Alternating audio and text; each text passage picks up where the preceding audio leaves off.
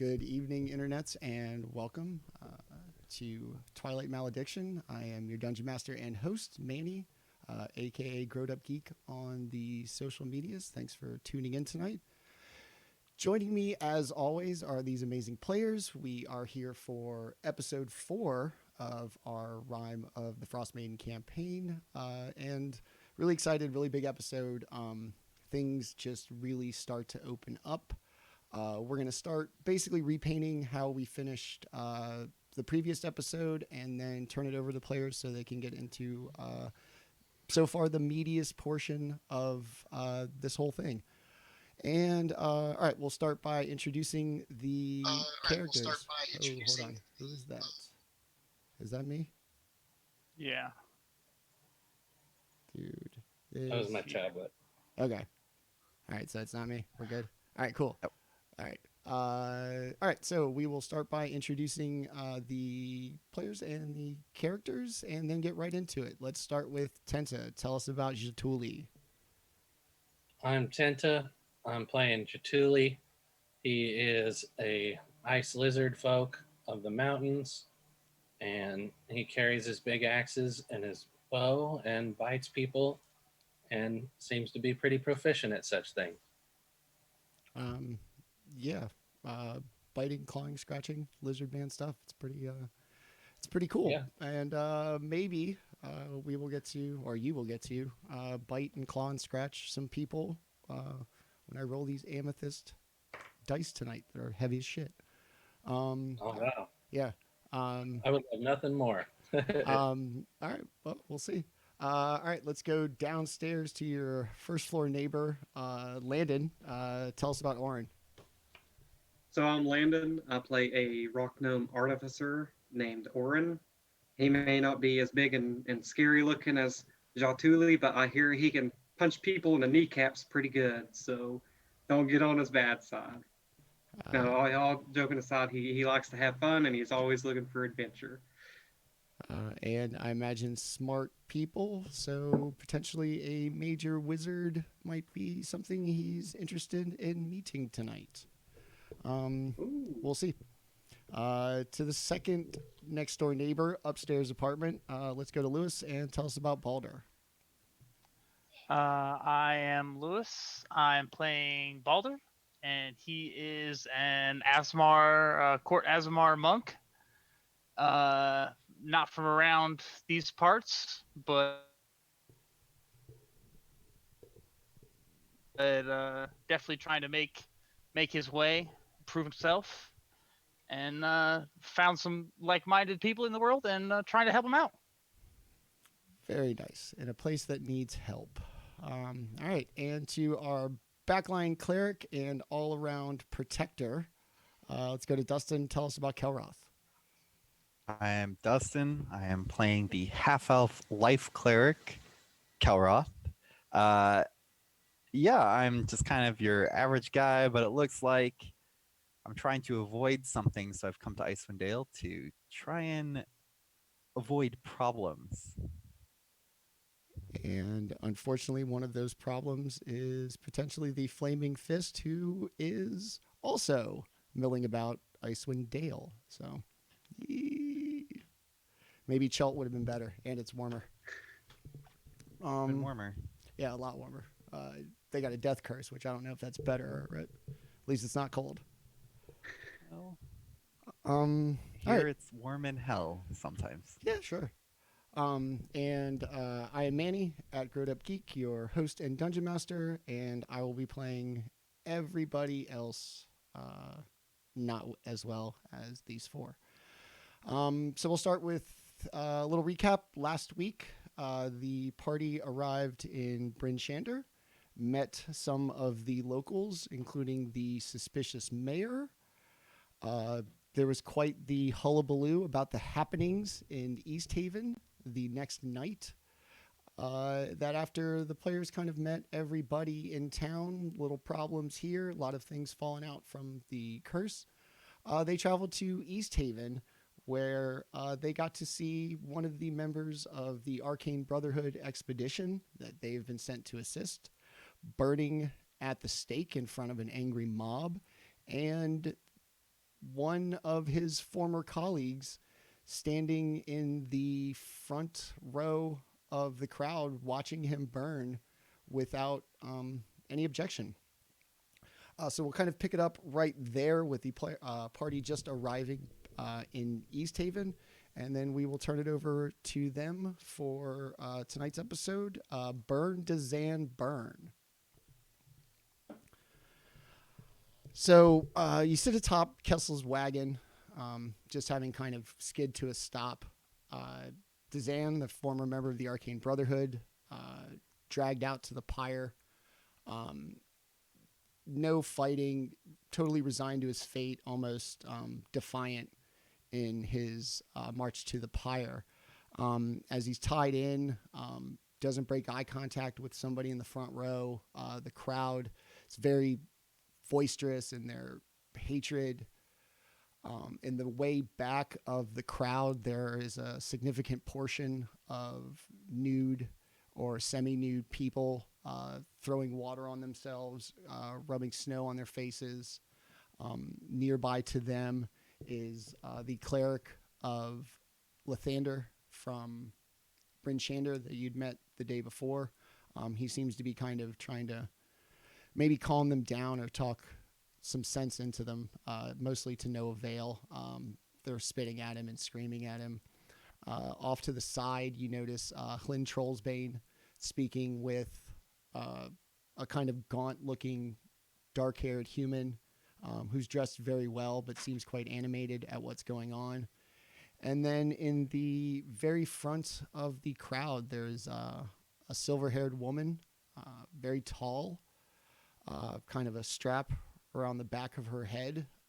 The crowd seems to be quite giving her a wide berth. And then behind her are three little mysterious figures with a chain.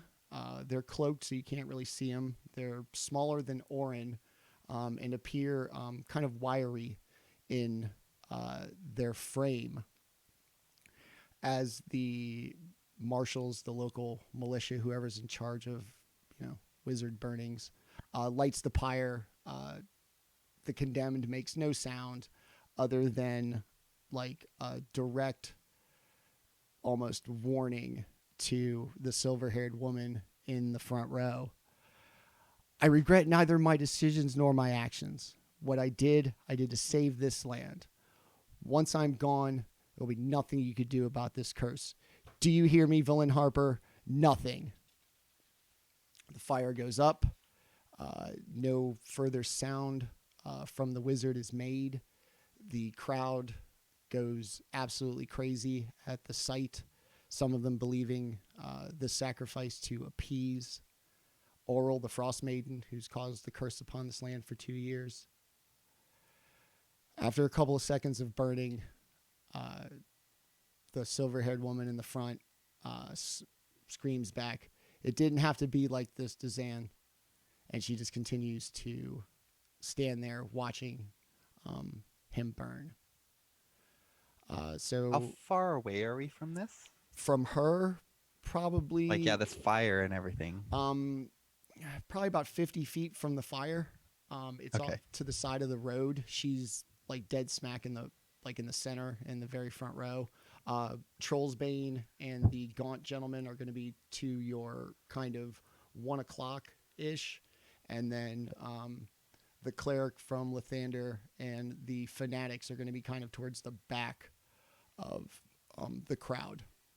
Okay. I was just like, I keep casting healing word on him as he slowly burns to death, so it takes longer for him to die. No. I was like, can I do anything? I'm like, no, I'm a level 2 cleric. I'll save you. Oh, sorry, that's probably not better. Is he considered a living creature with 0 hit points? No, he's dead. Yeah, I don't know, like immolation, how that really factors in. He's still burning. Yeah. Okay.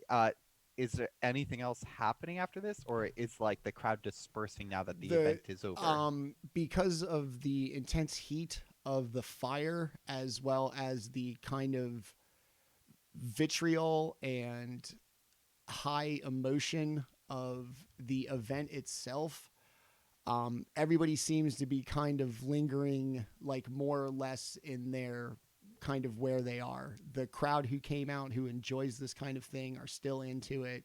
The mysterious silver-haired woman hasn't moved an inch. And then Trollsbane and the Cleric of Lathander seem to be kind of involved with the crowd in various aspects. What time is it? It's about 8-9 p.m. Okay. But because of the darkness, for the most part, you really can't tell. It's been a good couple of hours since you saw that brief little respite of daylight that does come through. And how is Kessel? He's with us, right? Yeah, he's just in the passenger seat, just kind of, I guess, taking it all in. And our objective is to deliver this package to Miss Harple. Yes, the contents of the sled. Okay. He says, not Is- specifically minding his words. Is she? Does she have like a guard? Is she like? Does she look approachable in this state, or is it like, oh, there's like, I I'm, would. like asking to shake the hand of the president? It's like, is this like a good idea? Or She is not attended by anybody.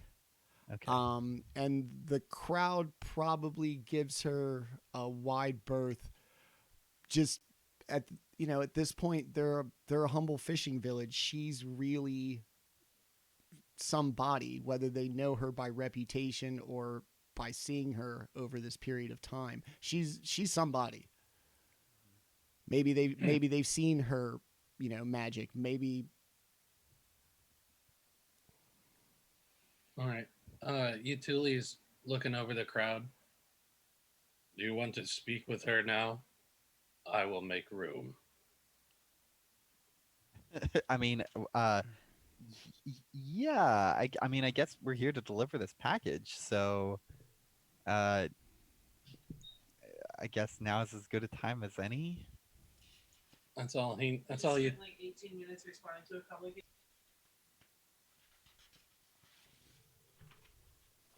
Okay, well, I think we should deliver this package, or at least get her attention, and then she can ask us where she wants the package put, or something in that vein. So let's get her attention. I'll start heading through the crowd and pushing my way through. Anybody who's small is getting moved. Anybody who's big is getting moved too. Because I'll stay behind. Well, no, I'll go with Jaatuuli. Follow me like a mosh pit. Yeah. I'll just be like, this is my bodyguard. He's literally pushing everyone out of the way. Orryn is just going to use his tail as a sort of sled. I was like, we don't want to leave the cart completely abandoned while there's all these random people around. Or Orryn can stay with the car. Yeah. all right, you're gonna stay with the cart. Kessel's gonna stay in the cart. Baldr, what are you gonna do? So there's two of us. There's two of us at the cart, or just one? Kessel. Kessel's gonna stay. Orryn's gonna stay, and then Kessel's Jaatuuli. not I mean, much protection. He gets hit by arrows and stuff. So took an arrow. I in guess the I'm knee. gonna stay with Orryn at the cart. Okay. at least for If- now, until we If figure out. yeah, if Jaatuuli and if they're going, then I'll stay at the cart. Okay. So Going with Jaatuuli for diplomacy's sake. as you kind of push your way from like the outside of the crowd inward, you notice that everybody moves like to your side and does not let you push them any closer to this silver-haired woman. For some knowing reason, everybody seems to be on the same page here, not to get too too close. Wait. So the people aren't getting like they're not preventing us from getting close to her. They're preventing themselves from getting close to her. Yes. Got it. They've established her like a How real, wide of a berth are they giving her? probably about 6-7 feet, while the rest of the crowd is Okay, really so it's crammed not in like there. ridiculous. While the rest of the crowd is really crammed in there because of the heat and the kind of mob mentality of Sure. burning a wizard. So then, I guess we don't need to like go up to her. So why don't we just like get to this outer rim so that we're visible, and then I'll just call out to her. I'll just say, I was gonna put her on the shoulder. I'm just gonna say, hello, Miss Harple. I'm here to deliver a package to you. I'm not sure if this is the best time, but I thought I would bring it up to your attention. So she kind of turns to you slowly as you see her in the face. She's a relatively attractive woman, about 6'3". She is pretty tall. Oh. Silver That's an hair, evil lady. an eye patch, a small Clint Eastwood cigar, She's and ballin'. yeah, she's got like a whole Southern Kathleen Turner vibe going on. Jeez Louise. As she turns towards you, her little entourage, shall we say, stays staring straight ahead People at the fire. in the chains? Yes. Can we see their faces? No. They're hooded, right? They're hooded down, okay. and even though they're small and the clothes are cut for them, they still seem like wiry and small for the way the cloaks are all cut. Okay. They're not uniform. It literally looks like somebody just kind of Like bunched tattered ropes. yeah, just to throw Okay. over them, possibly to obscure what they look like.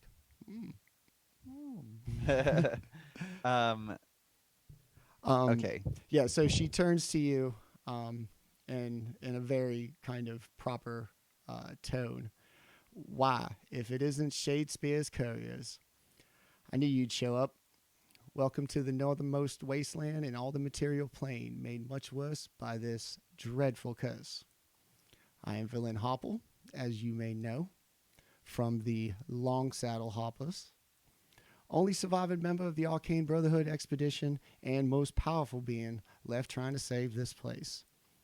Now, who might you be? I am Jaatuuli, also of the Arcane Brotherhood. And I am Kelroth, and I am an employee of, or in a contract with the Arcane Brotherhood to deliver this package to you. Come get the package. Or we could deliver it to where you need it. Is this an appropriate time, or should we wait till the morning? It seems like you're quite busy right now. With Dzaan on fire, I have just my research, but most importantly, I've been waiting for you. I feel as if there is much for us to discuss. I suggest we go have a drink at one of the two establishments here in town. I'll let you choose, and we should talk. Gather your other two. Leave Kessel. Do not worry about the contents. Everything is magically warded, and I'll be honest. This was not about the package. It was about the couriers. Wherever we go, we need decent-sized chairs. Yes, that. Well, what are the two options? Well, the wet trout on the far end of town is an Trout. Okay. unapologetic oral worshiper bar. So you can imagine my presence and the awkwardness that it must cause. Not for me, you understand, for I am better in every measure and capable of feeling awkward. I might even bring my pets inside just to spice things up. Now, for a more, dare I say, professional atmosphere, the White Lady just inside the walls will do just fine. We won't make quite the dramatic entrance or strike The White these... Lady is the name of. Yes, the White Lady. Okay. We won't make quite the dramatic entrance or strike quite the dynamic figure amongst the crowd, but you never know what could be going on there. Well, it sounds like your professional opinion is that we should go to the White Lady. So I think we should go to the White Lady. Very well. I hope there's something interesting. That wet trout can be quite amusing, at least for me. So I guess she kind of signals commandingly over the crowd, except for Jaatuuli, for Baldr and Landon to follow. Orryn to follow. And Kessel seems perfectly content dealing with whatever Troll's Bane had going on at the time. He's gotten out of the thing. He seems unconcerned about the packages. And Okay. so just a few blocks. Forgot we should have tried to open those packages. Just a few blocks into East Haven, and then a few blocks off the main avenue that came of the trade road that you rode in on from Bryn Shander. The White Lady Inn and Tavern. It stands up on stilts. Ooh, somebody even has the picture. Boom. So the town of East Haven's up in the window on stream. Everything's kind of up on stilts. It's on the side of a lake, so with high tides and the such, can flood. So everything's up on stilts.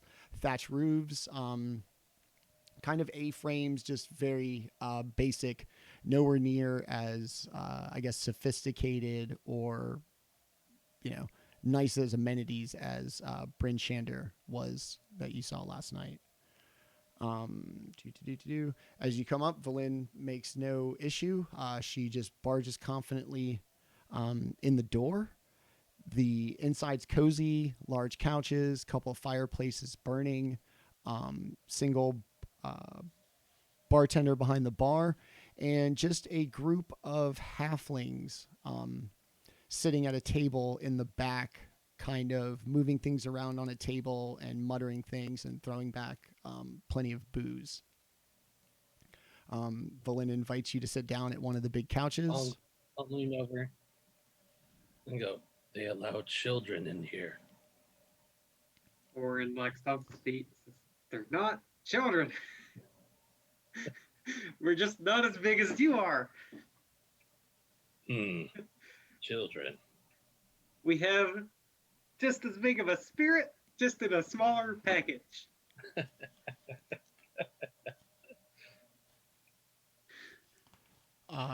Valin sits down, kind of holds her hand up to the bartender. Bottle of whiskey and 5 glasses, please. She sits back, lights up a little cigar. I suppose first things first, you'll want your payment for successfully delivering me blah, blah, blah, whatever. Yes, payment. Well, I don't know how much you were promised. It wasn't really of my concern. But hopefully this will be sufficient. She waves her hand and out from a little portal in front of everybody drops a coin purse. Heck yeah. With 2,000 gold in it. And in Orryn's and Dustin's, or Kelroth has a rather large singular diamond.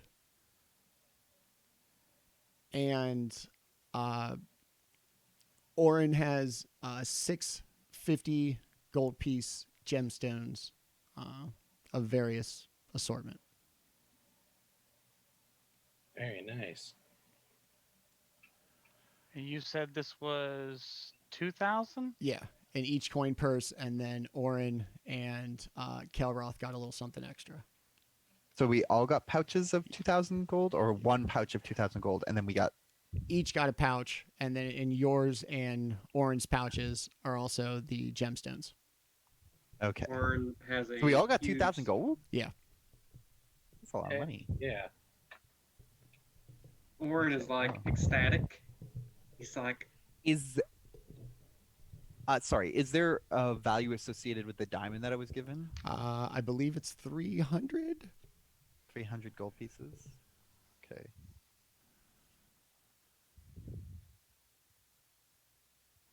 you notice Orryn mostly looks at the gemstones and he starts muttering to himself, "Ooh, these might be good ingredients."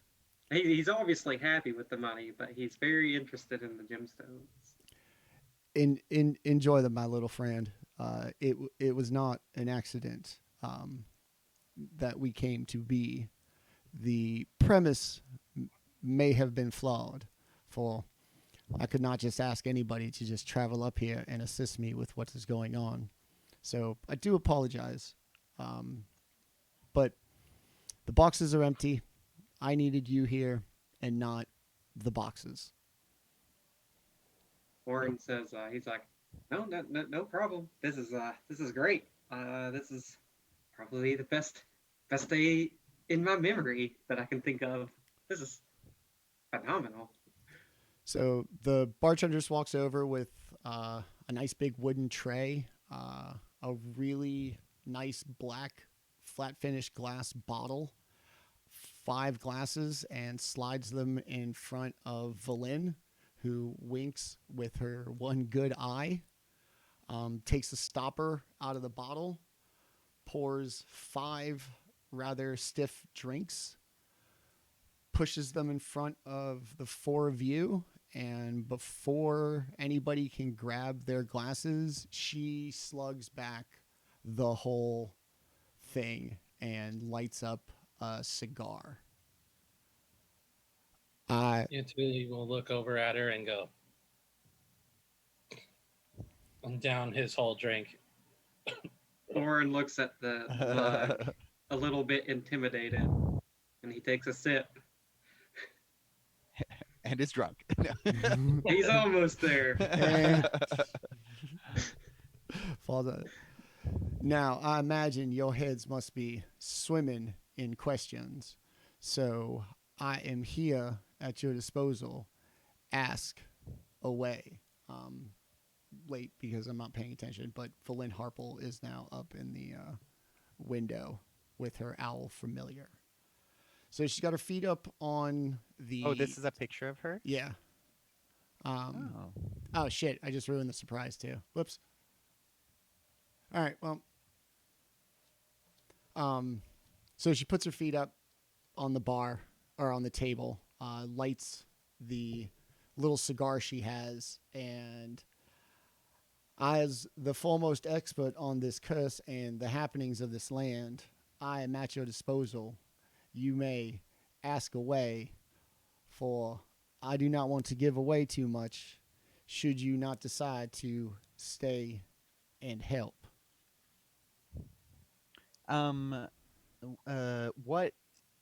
Well, I mean, for us, at least some of us, we're just here to deliver this package. Now you're telling us that you didn't even need the package. What were we delivering then? Yourselves.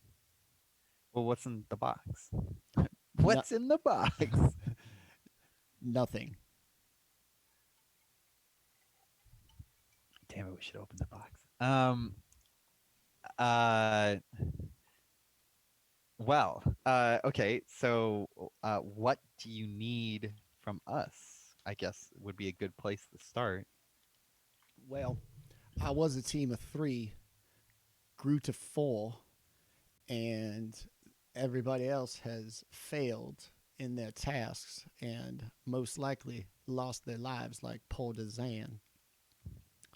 And I'm so close to figuring this all out, but I cannot do it alone. It's too much. The land is too big, and I cannot be in more places than once, despite how powerful I am. Okay, yes. You had 4 colleagues, or there was 4 including you. For Um, including me. Gotcha. And oh, w- w- one we saw you burn. I don't know about the other 2. I did not burn Dzaan. The town of Well, East you definitely Haven. did do anything to stop it. Dzaan was guilty of his crimes. I did not want to interfere with justice. Fair enough, I suppose. He died. We're not familiar, I guess, with what's going on here, so I won't. At the end of our joint expedition, Dzaan hired a party, an adventuring party, the last capable adventuring party in Icewind Dale, and murdered them all rather than let them know what he found out. All of them were from East Haven. When Dzaan was caught, they burned him. They do not sound capable to me if one wizard could kill them. Orryn kind of looks at him and says, "You would be surprised. I've seen many a strong wizard in Silvery Moon, and let me tell you, some of them are frightening." Hmm. You would be impressed, large man. I have no doubt of your physical skills. However, to see even a wizard half as powerful as Dzaan or any red wizard of Thay, they are capable of so much, especially if he found what he had been looking for. Do we know what it is that he found? Or did he keep it to himself? We split up the expedition.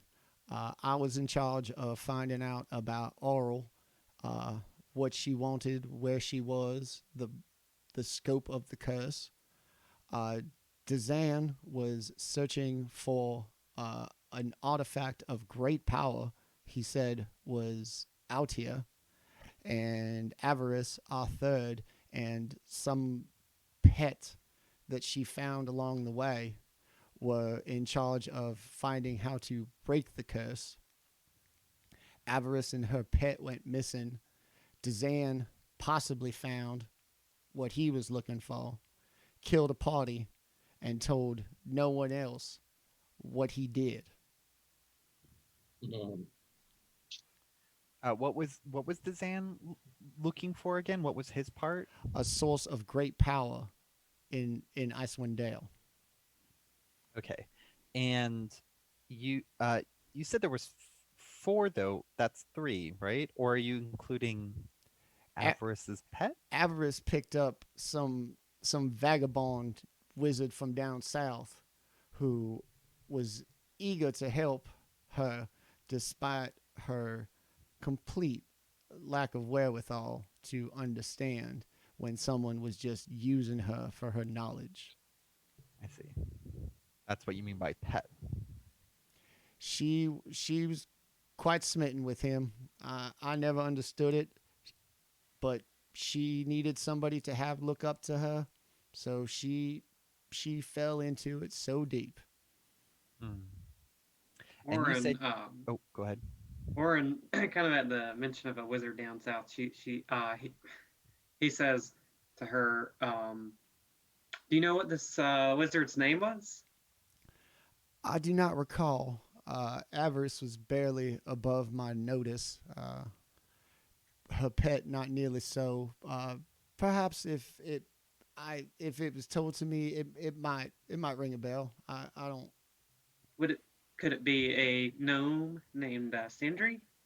They were little for sure, and perhaps that could have been the name. Came up here a couple of months back, not too long before Avarice went missing. Yes, that does sound about right. That is very good to know. I'm gonna have to investigate this one. And they're missing, like no confirmed death or anything, correct? We have not seen a body. However, with the snow and everything going on, to not come back to 10 towns in over 2 months. 2 months. The assumption is that they have not survived. Nobody survives out on the tundra except for, I'm sure, our large friend here, as well as the Reghead barbarian tribe that patrols looking for drow. Well, you know what they say about making assumptions.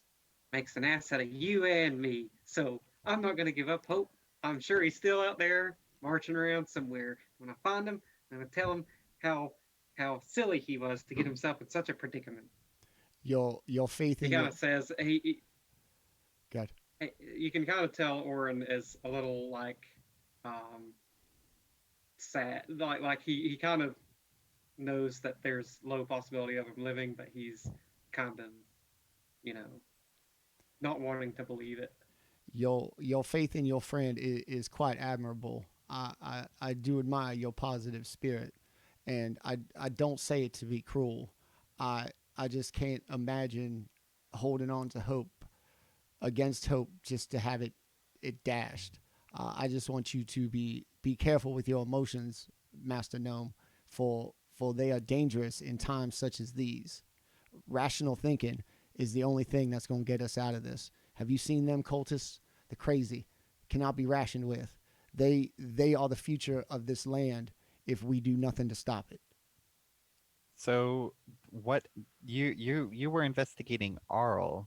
What did you find out? She is a recent upstart demigoddess.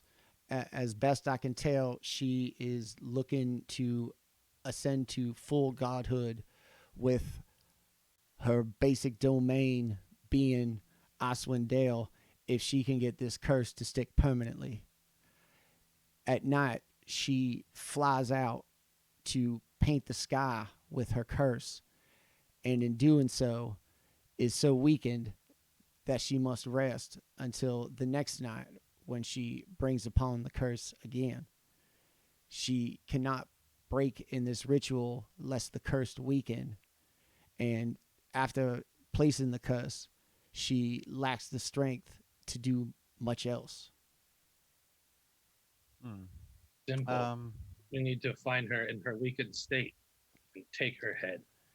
Even in her weakened state, she is still a demigoddess.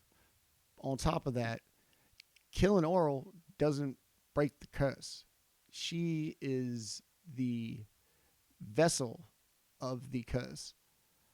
She will regather herself like gods are wont to do, and before too long, she will be right back at it. Oral is the symptom of a bigger problem. What Dzaan was into was something powerful, something that maybe could stop her. That is where the key lies.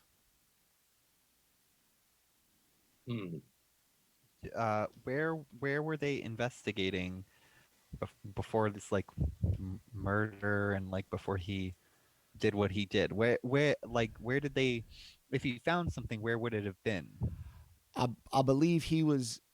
Last I heard, he was up in the glaciers to the north of 10 towns. It could be anywhere. He spent most of his time up there looking for it, whatever it was. Okay. Did he go by himself, or did he have an entourage or something? Dzaan being Dzaan, I would imagine went by himself. Perhaps he took that adventuring party more than once before murdering them after getting what he wanted. The adventuring party, how many were they? There were 5 of them. Okay. And where are they now? Obviously they're dead, but are there bodies around? They are not. Upon Dzaan's apprehension, he confessed to killing them. But has No anyone bodies. seen their bodies? No, we have not seen them in the same way we have not seen Avarice, that after a few weeks out in the tundra, it's safe to assume you don't make it. A night out in the tundra is dangerous. Weeks out How in the long tundra. ago? About 10 days to 10 days. week since Dzaan has been since he was apprehended. Okay. I guess to the point of this whole conversation, you want us to do something for you. What is that? We need to retrace Dzaan and Avarice's steps throughout this land. If they were all here, I believe that we could solve this problem. Right. The knowledge is out there. I have my own threads I must pull on, mostly about how to get to Orryn.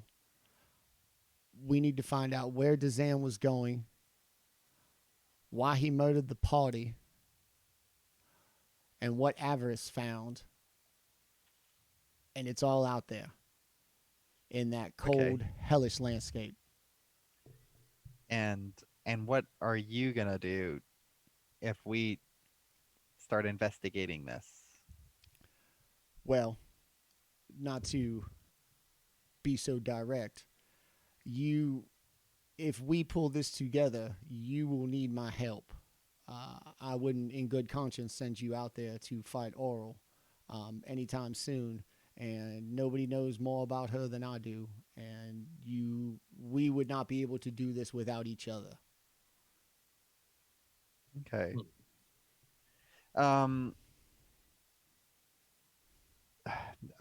Okay. Well, I mean, we are adventurers. Is there some sort of compensation that we're gonna receive for doing this? Not that I think we won't do it, but just like we have to look out for our own needs. She does the little wave of her hand that she did earlier, and out of the same portals comes another hand holding another purse in front of everybody. She takes a long drag off her cigar, and I could do this literally all day. And then the hands go back into the little portal with the change purse, and the little portal disappears. It's real money. I have quite the resources at my disposal, and the current administration. Imagine it's just coming out of somebody's bank. The current It's just administration teleporting money out of people's bank.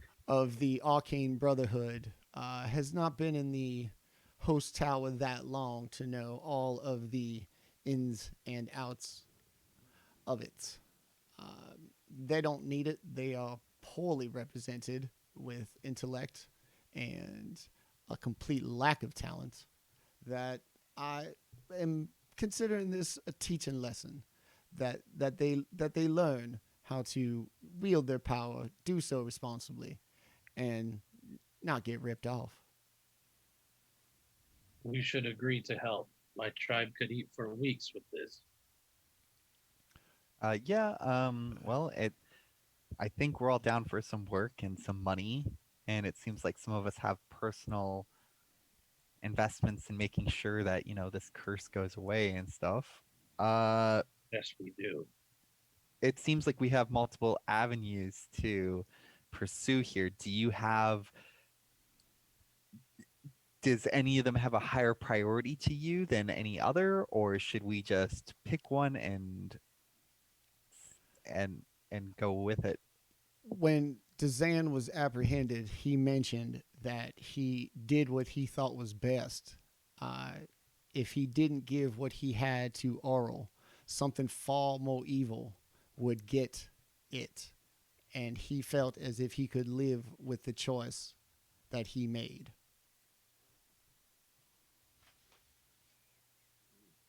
So we should investigate him and what he was doing first. There is so much going on that I can't imagine one thing does not lead to the next. That's fair. We do have almost an entire lunar cycle. For what I do know is her castle is only visible on the full moon.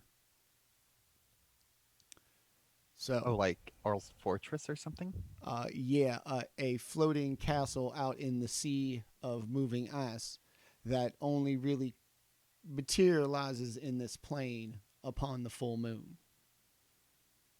How often is there a full moon? I genuinely ask. 28 days. Every 28 days? Yeah. Okay. When's the next? Does anything happen when it shows up, or is it just show up and then it fades away after the full moon passes? I have only noted sightings of it on the Okay. full moon, and I don't want to miss it and have to wait again. I have not been there. I do not know what happens. I just know that that is the only time we see it. Okay. When would the next full moon be? 26 days from now. Oh, okay. Okay. You guys saw it coming over the peak of the mountains before you got to Bryn Shander 2 nights ago. Oh. Okay. Has a little rainbow looking thing. The aurora and the figure across the sky was only seen because it was the full moon. Oh. Okay. Okay. Yeah. All right. Well. I guess we can come to some terms that we could agree upon in order to partake in this. I think for some of us, we might need like the appropriate tools and equipment, maybe like armor or potions and different things, to pursue these things because it clearly is going to be very dangerous. What would be the best avenue for us to, gear up, so to speak, before we make a decision about which of these things we're going to investigate first? I noticed your coats, which look like Arcane Brotherhood issue. I imagine those were requisitioned without their knowledge, probably because they were too cheap to give them to you. She summons her little thing again. She looks down under the table at everybody's feet, does a little magic wave of the hand, and in front of everybody, the same little hands pop out. One of them with a set of snowshoes, and the other one with a set of, and I don't know how to say this, crampons. They're the Yeah. Okay, cool. Is that what they're called? That's right. All right, cool. Yeah, that's right. Then a set of those.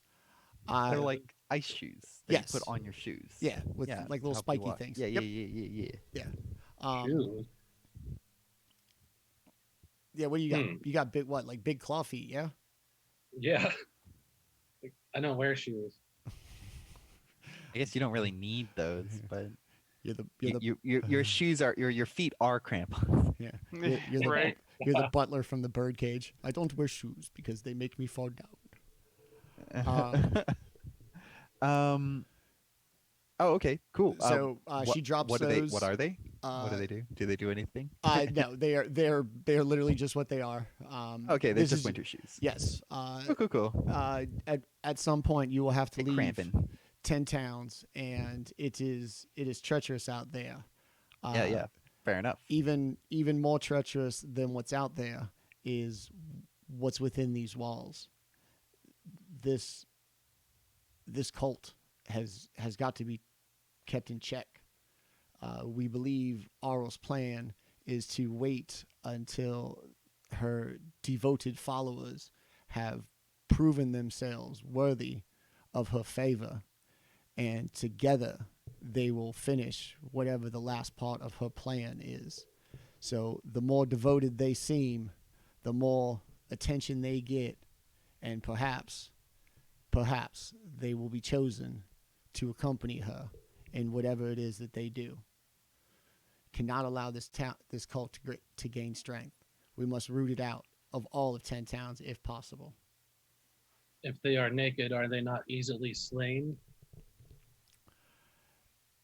The lovely thing about martyrs, my large honorable friend, is the more that happen, the more people are willing to become them. That is obviously human logic. Um, do so you're not a worshiper of Arl or anything like that. Why no, I find fanaticism to individuals, whether they be alive or dead, um, not to my not to my tastes. Fair enough. Okay. I just wanted to make that clear. Okay. If you would like, I will take you to the other tavern, and I can show you how much not of an all worshiper I am. I mean, that sounds like a good time actually, but maybe we should prioritize a little bit. Maybe when we return.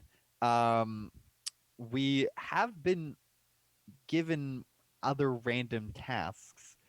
Uh, you know, I'm sure some of them we might complete on the way. There was a woman, the lady speaker of Bryn Shander that we talked to. Do you know about her? I think her name is Devessa Shane. She is sinister to the core, for she only holds power in Bryn Shander because of her association with Oral. Our speaker here in East Haven is not a devoted follower, hates these burnings, does it so that he can keep his job in the hopes that he can help these people in these rough times. A man cares Who's the so. speaker? Oh, sorry. Hold on. I have him. Yeah, who's the speaker of? Oh, we're in East Haven right now. East Haven. Yeah, yeah. Daneth Whalen is the speaker here. He is quite concerned, as it would appear that the cult has kidnapped a few people that were caught speaking out against them here in town. That because of Dzaan's situation, these non-believers were not burned in this sacrifice. And the fear is that if they are allowed to remain free, that they will continue to spread truth and vicious rumor about the cult. Maybe that's something we should pursue. I would recommend. I do not involve myself in local affairs. Simply a citizen of this town who hates to see good people railroaded. Urban clap. I would speak to the speaker, or Mr. Trollsbane. You are acquainted with him? Yep, sort of. Mr.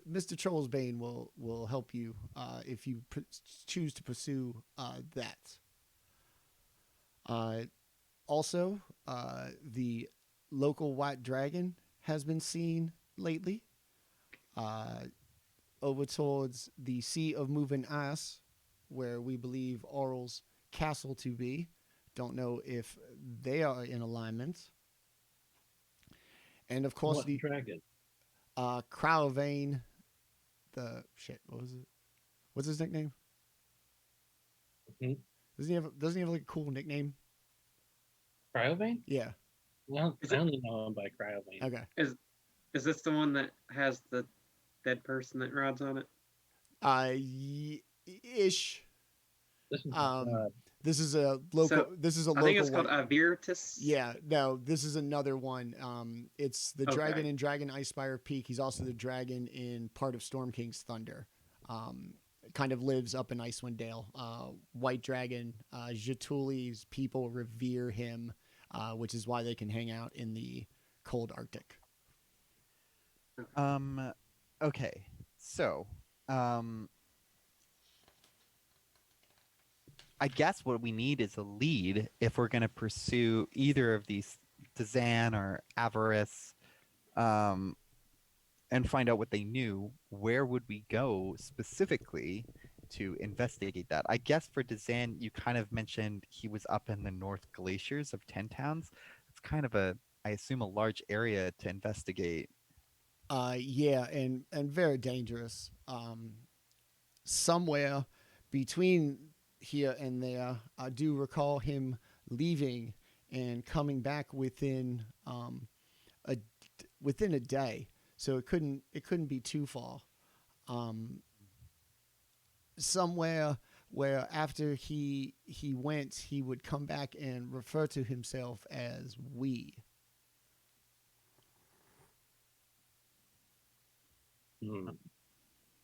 Cryovane, my father, my god. We must speak to him, as the shamans do. I don't know that he's much for talking right now. From what I understand, there is a shipwreck out off the north coast that he seems to have taken quite a shine to. Interesting. Hmm. Jaatuuli, is your tribe close by? I mean, I don't know if you're capable of directly talking to Cryovane, but it sounds like your shamans communicate. Is that a reasonable distance away? Maybe we should go there, and if that's something we would decide to pursue.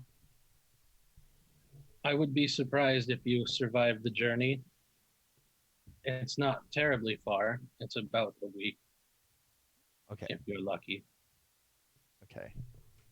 Anyways, this is another thing that we can think about at least. Okay, all right. My father And is then- a shaman. Yeah.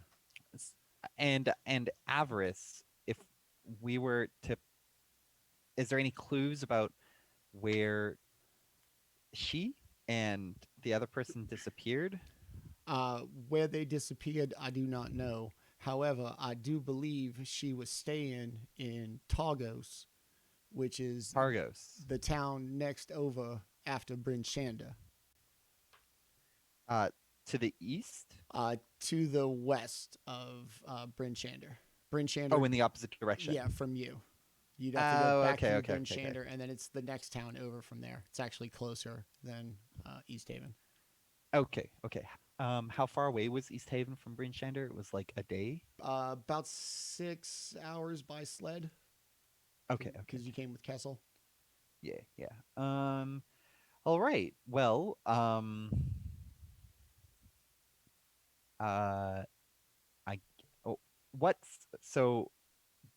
what specifically should we bring back to you from our investigations?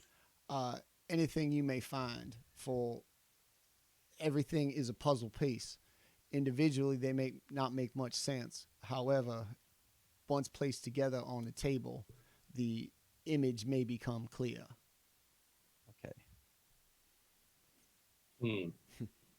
Well, unless there's anything else you want to share with us, I guess we should bunk up for the night. We did journey a lot today. Take a rest, and then figure out what we're gonna do. Very, very well. I shall retire. We shall be in touch. And now, Just Trollsbane. What would be the easiest way to get in touch with him? Since clearly he's probably somebody we should talk to. I imagine he is at the city hall trying to get City to the Hall. bottom of this rigged lottery affair. Okay.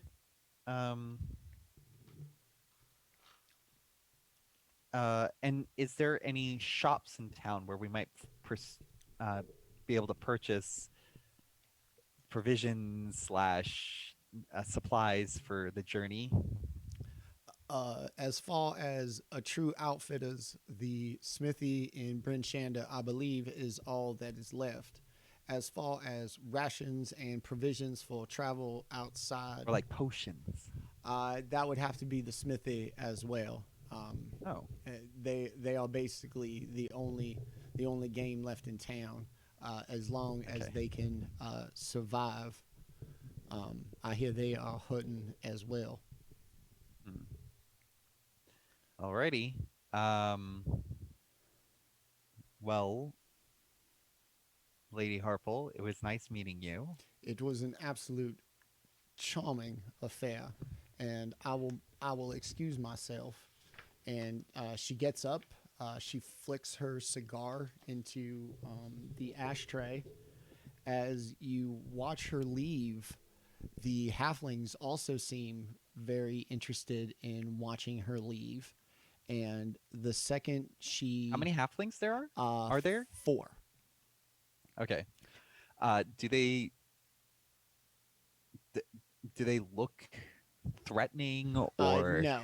No. They look like they can't wait for her to leave. And the Okay. second she closes the door, one of them gets up and runs towards all of you. Hi.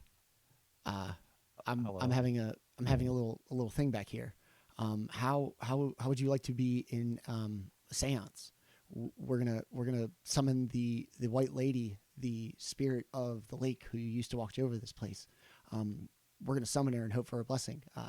The more people, the better. The more handy we could be, and we might be able to get a blessing. Orryn has now drank most of his glass of beer. He's just waiting to say, he's like, I'll do it. I want to do it.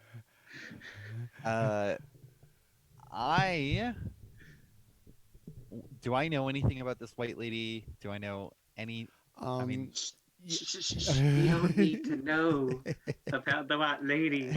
I'm not asking them. I'm asking the DM. This is a give, better question. Give me a history check. Okay. Or I'll do it on D&D Beyond. Sponsor us. No. Random number generator. Damn you. History. Yes. Oh, it's a 5. The mention of the white lady triggers the recognition that you are in the White Lady Tavern. That at least either if this is a ruse, it's designed around the bar, or perhaps the bar is named after the real spirit that the seance is supposedly trying to get in touch with. Okay. Do I get a sense that I'm being tricked or being played for a fool, anything like that? Give me insight. Okay.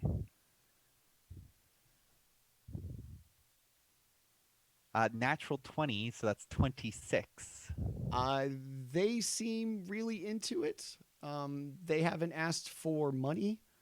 The things on the table, the various baubles and trinkets you would assume to be necessary for this ritual, look legit. They don't look like a traveling bunch of like hucksters. They really seem into it, and they are Damn very halflings. anxious to get you to come in and do it.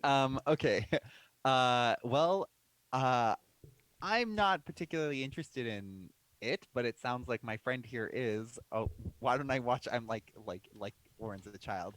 Why don't I watch over you as you partake in this?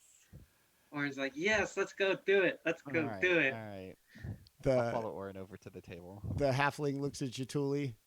You could really channel a lot of spirits in there. Do you want to help? It's not much. It's just I need energy, and something tells me you've got a lot of it. I will go. Oh, great. Sit down. Turns to Orryn Baldr. runs over, kind of stumbles his way to the table. What about you, my wise, quiet friend? Can I interest you in helping bless ourselves and this town? You muted, buddy.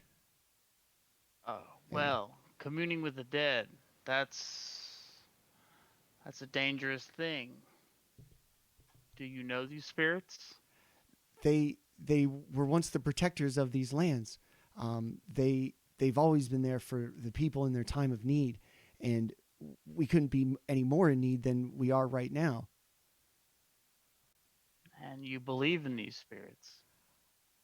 As all my ancestors have. All of this stuff is theirs. This has been passed down in my family for generations, and at this time we could all use a blessing. Well, then I shall help you. If this is what you believe, then I will help you. Great. I am observing. I am not participating. Great. He picks everybody up, points you over to his table. As you get to it, you realize that it fits the halflings at the table very well, but maybe not so much yourselves. And as the first halfling who came over picks up the bottle of whiskey that Fulin paid for and the glasses and brings them back to the table, as he sits in his chair that he got up from, before anybody can notice, the table magically expands in size, and chairs for Orryn, appropriately sized, a chair for Jaatuuli properly sized, and then a chair for Baldr properly sized, appear in between each halfling. So it'll go halfling, one of you, halfling, one of you, halfling. So you won't be touching each other. Everybody's got a halfling on the side of them. No touching. Not yet. Everybody, clear your heads. Think positive. Think of the great blessings that could come to this town if only the old spirits were observed instead of gods of the new and gods of cold and gods of suffering. Clear your heads and join hands. So, puts his hands out. Everybody joins hands. He starts swaying back and forth. His eyes kind of flutter front and back. My arms are crossed, and I am like trying as hard as I can not to roll my eyes. I am not a part of this. I am skeptical AF. Yeah, I'm just like, Orryn doesn't care. I know. Orryn's I'm just like, there to have this fun. is for Orryn at this point. I'm like, I hope you're Yeah. having fun. Oh, he is. He's Yeah. shaking his head. He's doing the whole thing. So up in chat or up in the stream is going to be a picture of this little halfling engaging in the seance, eyes rolled back in his head. So he really starts to get into it, swaying from side to side. The windows start to rattle a little bit. Despite no windows being open, a cold breeze comes rushing through the bar. The table starts to have a slow, steady shake. The glasses and everything about the table start to kind of fall or rumble away. I have a pretty high passive perception. Am I aware of anyone casting any spells or anything like that? It looks like a legit seance if such a thing exists. Sure. They Okay. all of the halflings seem to be chanting in unison with each other as if they are aware of this this ritual. Like I said, once again, it doesn't seem like a con. They genuinely really seem into it, and now that the tables are that's shaking fine. and everything, For Orryn, the whole world's just like moving anyway, so he doesn't even notice the table shaking. So the table begins to shake. The halfling, his eyes come back with pupils. He looks everybody dead in the eye. I need everybody to be as welcoming as possible and bring this spirit into this world so that we may receive her blessing. Everybody who's involved in the seance, give me a persuasion check, please. How long is this taking? Since Is this like instantaneous or is it like a couple of minutes, okay? slowly, as- slowly rising kind of tension. I'm gonna say like I'm like 10 feet away, just like passively observing. And as it starts and things start to happen, I am ritually casting detect magic. Okay. So I don't use a slot to do it, but it takes 10 minutes to cast. Okay. 14. Okay. 13 for me. 12 for me. So the little halfling just kind of keeps his eyes have rolled back into his head again. He's mumbling gibberish. The halflings at the table are mumbling gibberish as well. Oh, spirit, come, you are almost here. Please be welcomed by the spirits at this table. Everybody go ahead and give me another persuasion check. 8. 7. 4. I am so not going to believe in any of this. Um, as the ritual keeps going, every couple of minutes, the original halfling pipes in. At this point, Kelroth's detect magic, the casting is done of it. So yeah, 30 feet around me, I can sense all magical things. I can see a faint aura of anything or anyone that is magical. I can learn what school of magic is involved, if any is. And so, if as your little kind of thermal vision or however it appears to you looks, most of the baubles and trinkets on the table appear to be a very faint kind of almost, just kind of residual glow that maybe at one point they were very magical or, but being old, that maybe, their efficacy isn't as quite as it used to be. The halflings don't give off anything. The only kind of vibe that you get is that there's this kind of nebulous cloud-ish kind of ding spot basically above the center of the table, as if that is where the spirit would be drawn in. It's not quite magical like a school, but it is definitely otherworldly, most likely divine. If that's, I don't think that's a school of magic, but No, but okay. right. And as it goes on, Kelroth slowly sees this kind of slow, nebulous kind of cloud gradually kind of grow together as the halfling starts to really kind of get into it. And as it glows brighter and brighter and circular in motion, the halfling suddenly goes flying back in his chair unconscious. The windows all fly open. All the candles in the tavern are extinguished. And a poltergeist has appeared. Everybody roll initiative, please. Oh, shit. Poltergeist. Well, I see an Damn. open window. Oh. God. I choose to go left. Did you see that? What do you, I rolled a 1. Minus I also 2 rolled a 1. is -1. what are you gonna Wow. go? I'm impressed by that. What are you gonna go tomorrow? Yeah, I'm just gonna stand here and observe. I'm gonna be like, "This is your guys' fault. I didn't participate." No, just. Okay, here we go. Anyways, yes. Natural 20 to natural 1, as you do. Okay. I'm all about the extremes. Hey man, that's fine. Most of the girls I date were too, so it's fine, man. You and I'll get along great. Peaks and valleys. there we son. go. There we Peaks and go. valleys.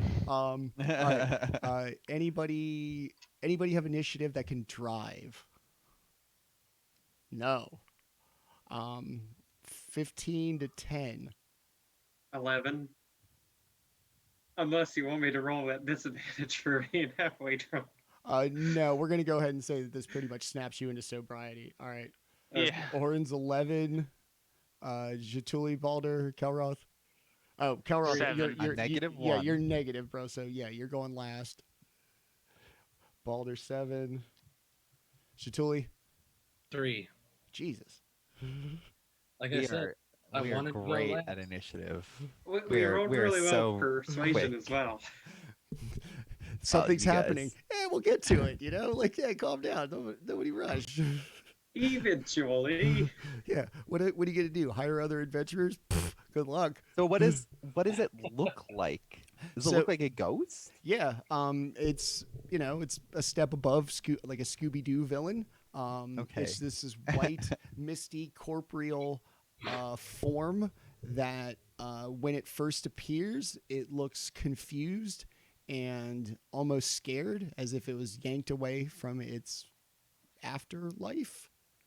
and suddenly yanked into a tavern with a bunch of halflings and some assholes who just won't let it sleep. As its demeanor turns from confusion and sadness, believe it or not, to anger, it's going to basically rush out. Hold on, I gotta get the stat block here. There we go. It's going to rush in to the halfling, actually. Good. And basically knock him out of the chair and slam him into the wall for 8 damage.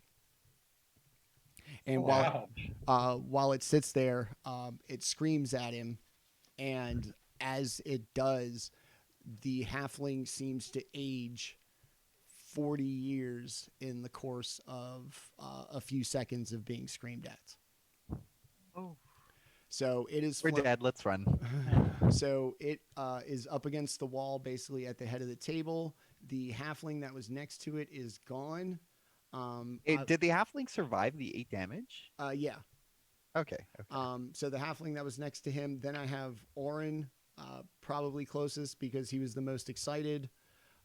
Jaatuuli at the other edge of the table, just for size, and then Baldr being the last one in, furthest away, basically over a table. Orryn is actually going to be next to act. You're going to be 10 feet away with direct path to the poltergeist. Is it like Orryn- translucent? Like, does it look like it has any physicality It's, outside of slamming a I'm halfling gonna against say the wall? it slammed the halfling pretty good. Okay. I mean, we'll see in a second. Okay. Run! Orryn is Run! going to have watched it age this halfling up, and he is going to try to keep his distance. Jeez, he is is going. the halfling dead? How He old is- was this halfling? He looks like Bilbo when Bilbo freaks out about the ring. Oh. He turned like that in a matter of like one scream. Jesus. Ugh, He's he's on his own, dude. Orryn will basically kind of get as far away as he can before he pulls out his little device that will help him channel his energy into casting a firebolt. okay. Magic. 25. To hit? Hmm, Yeah. Yeah. that's pretty good. Yeah. 4 damage. Spicy. 4 damage. Yeah. High hit, but not a lot, I guess. So it doesn't like hit like a flame would hit a solid object. The poltergeist does make a high-pitched shriek and throws the halfling aside as it just kind of rises up in a very imposing, threatening stance. So now it is going to be Baldr, about 10 feet away, but you would have to go over the table to get there in your 10 feet, 20 feet if you went like around the table. Okay. So I'm gonna look at this spirit and basically just kind of like hold my hand out towards it and go, have you been brought here against your will? It's just going to scream a high-pitched scream in your face.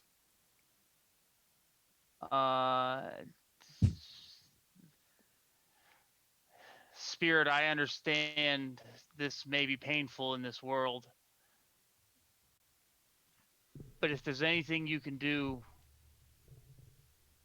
to give us a hand in our journey, I believe something you know may benefit us. It doesn't scream in response, but it was given pause. It might not understand you. It can judge that your tone and everything in this moment says you might be something nice at least.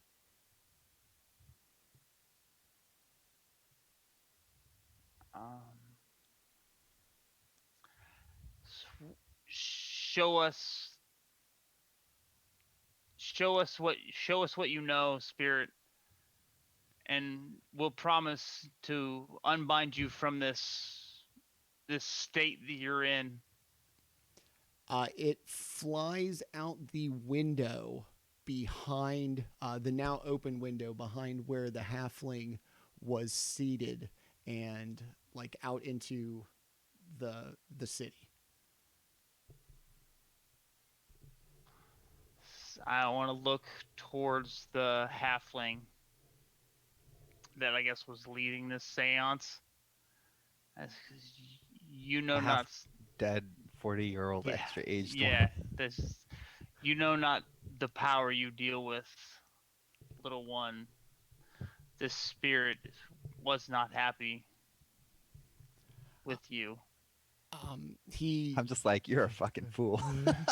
Bro, fuck around and find out. You just did. Yeah. Stupid idiot. So is he still aged? Like, is he? It seems to be fading. Okay. Not good. like instantly returning, but he over a couple of moments, you do know that skin's gaining elasticity. It's getting some of its color back. This just seems temporary. So the halflings kind of gather him up, and the bartender comes back from behind the bar. Obviously scared to death that you guys just summoned a spirit to their bar. Get him upstairs. I can't have you always doing this, bringing your spirits and God knows what into my bar. Get upstairs, get him out of here. And the other halflings like pick him up, and you hear them shuffle upstairs. Where you hear like, did this spirit? You said it flew out the window. It flew out the window. Yeah, that was right behind him. Yeah, like the window that was behind the halfling. Yeah, but did it seem like it wanted Baldr to follow it? Like, because he was the one talking to it? Go outside and find out. I mean, that's the next move, to see if there's anything outside. But yeah, well, Baldr, you're taking charge here. Lead the way. I mean, I'm gonna head. Is there a door closest to that side of the wall, or is it just windows? It's just the window. It's just gonna have to be the door that you just. That there's only one entrance, so you're gonna have to go out the way you just came go in, around. and basically just around the building to get back to the side where the open window was. I'll just hop out the window. It's quicker that way. Is it like the window openable? It was open already. Yeah, the seance, the first beginnings of the spirit knocked it open, so it's open. There's a frigid breeze blowing into the bar. So I'll jump out the window and like kind of look in the direction that it flew. As you jump out the window, you see that it did not get very far. Jump into it. It seems to be sitting at the end of the road, almost expectantly waiting on you to follow. So I want to look I'm back gonna into clumsily the bar. Oh, you're coming back in. Okay. No, I'm gonna look back into the bar, as we may yet find out the answers we seek, and then I want to just kind of like start walking towards the spirit and see if anybody else comes with me. I cross my hands or cross my arms, and I go, the answers I wanted were in bed, but very well. And I will follow, and I will clumsily. This will actually be the first time anyone really notices this, but I am not as limber as I appear to be, like as an elf.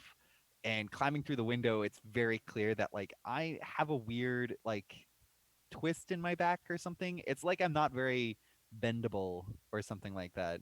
A little bit, almost, it's maybe almost unnatural, but I do kind of flop my way out the window. Ungracefully. Jaatuuli, Orryn, you guys gonna go out the door, or are you gonna hop out the window? All I know is that Like those poof into the ground. halflings are incredibly lucky that I rolled low. Incredibly lucky. Now high persuasion check, and the poltergeist doesn't appear. You guys are all terrible at inviting spirits. You guys just aren't hospitable. Right. Orryn will run after. He's still interested in this whole thing. All right, so you're going out the window, or you're going out the door? I don't know that he would be able to really jump up and reach the window, to be honest with you, at like 3'6". You wanna I'm like, come out the I window can reach there, in and lift you out. I mean, Yeah, that'll work. I was say it'd be like Okay. my It's kid It's kind of getting like on the hold couch. his hands up like a Yeah, kid. I'm it's gonna, like, like, lift- it's like I'll my kid lift getting him on the out. couch. Yeah, she gets on there. I'm decently strong. I should be able to pick him up. I'm only 44 pounds. Yeah. All right, and then Jaatuuli, you coming out the door or out the window, which is probably a big step to for even you. fit through the window. Are the halflings still in the room? I know when the bartender scolded them, they grabbed homeboy and took him upstairs. All right, that's a shame. I will go ahead and just dive straight out the window. Like a badass. Yeah, forward roll up to my feet. Slow motion John Woo style, except you're Yeah. giant lizard. 360 camera spin. Yeah, Yeah, the Michael Bay. Yep. So everybody kind of makes their way to the street, some more gracefully. Jaatuuli flying through a window, Baldr flying through a window, Kelroth trying his best, but whatever, and Orryn basically stumbling out because of size and intoxication. The spirit rests along the street, and once it kind of sees that it's got all four of you, it leads on down the road. I don't know, road's the right word, like a city street. And it comes upon the longest dock in the... hold on. Boom. There it goes. It comes across like the longest dock that's named the ferry, the East Haven Ferry dock. And it stands at the end and points to like a 3-storied shack at the end of the dock. It basically freezes in that pose with its bony corporeal finger pointing clearly at the shack and it not moving any further. How far away is the shack from where it's pointing? Probably, hold on. Probably a walk of about 300 feet down the dock, and then it'll make a 90-degree left turn, and then another 150 feet to the shack at the very end of the dock. Oh, so it's like on one of these like dock, like okay, out in the water. Yes, over the frozen lake that East Haven is on. Would this be like an ice house? It's or is it just on the like dock, like built onto the dock? It's built onto the dock. The dock is has a sign on it that says East Haven Ferry. Okay. Is there anyone in the vicinity or on the dock? Is there any light? Like, does it look like there are people in the area, or is this like completely abandoned? The closer you get to shore, vacant? there are lanterns hung, not all the way down the dock, but like people who would need to walk still on the shore would keep lanterns lit just to keep that part lit, especially in the darkness. Especially down where it makes the 90-degree turn to the left. None of the lanterns are lit. The snow, which you would imagine is quite high, has a path/trail kind of made in the dead middle that looks like it's maybe a couple of days old. New snow has fallen on top of it, but it's definitely not recent. Do we know what this building looks like it would be for? Like if it's like a fair, does it have like a sign like fairy's office or? It's too dark to see. How Along far away is it now? linearly, probably about 300 feet, 400 feet. I don't Okay. know my geometry far with away. triangles. Like I said, the elbow part is completely unlit. There's a trail that looks like it's a couple of days old. And along the dock, you see a bunch of different moorings and setups for multiple boats to come and go at a time if necessary.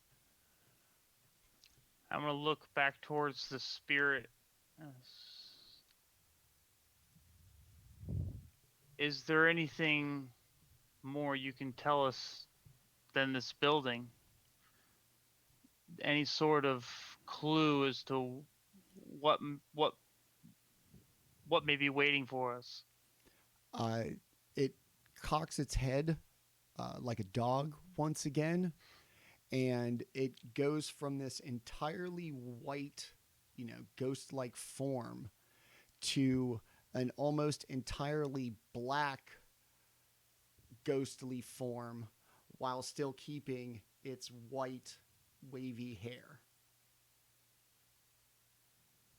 Oh, I get it. Well, that implies that there's danger ahead. Do we want to pursue this? It's gonna probably be violence. Oh yes. And Yeah. then the answers we seek wait for us here. This spirit took the energy to show us. We might as well seek out the answers it's showing. Yeah, let uh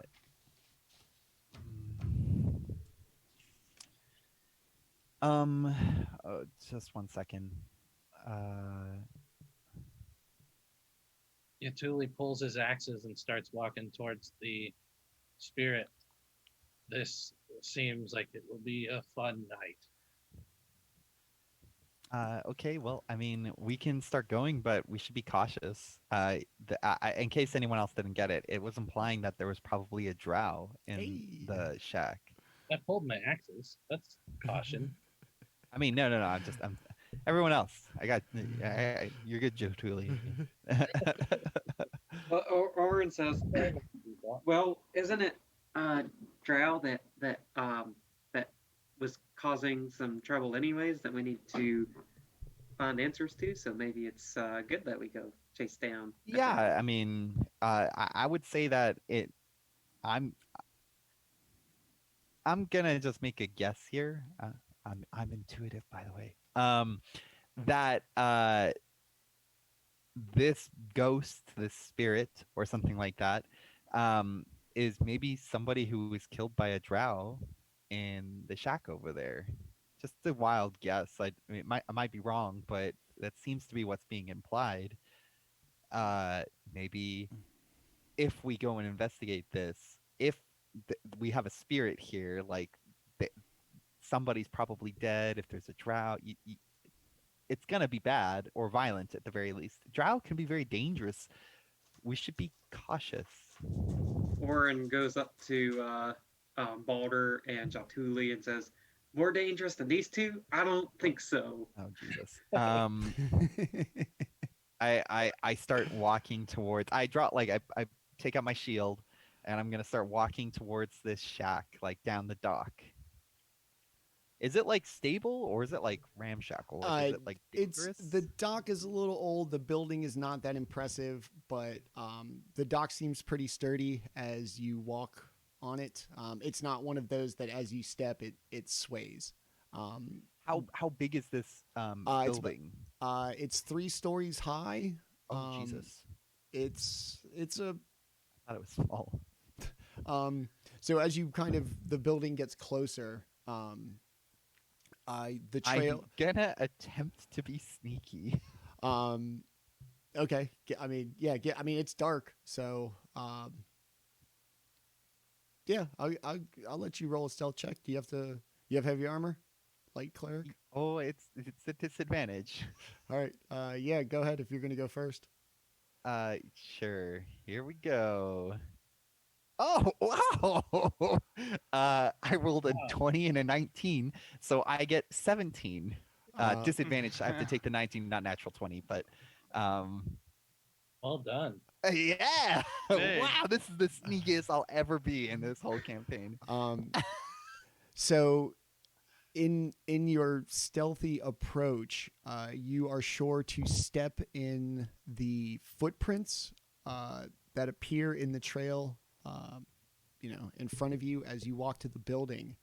And as you carefully place your feet in each of the seeming footholds, you notice an inconsistency to the size of the feet, as if An inconsistency? yes, as if multiple people were trying this exact same thing to varying Between the snowfall. between the varying to various degrees of success. So all the foot sizes are vastly different. It could be 2 people trying. It could be 4.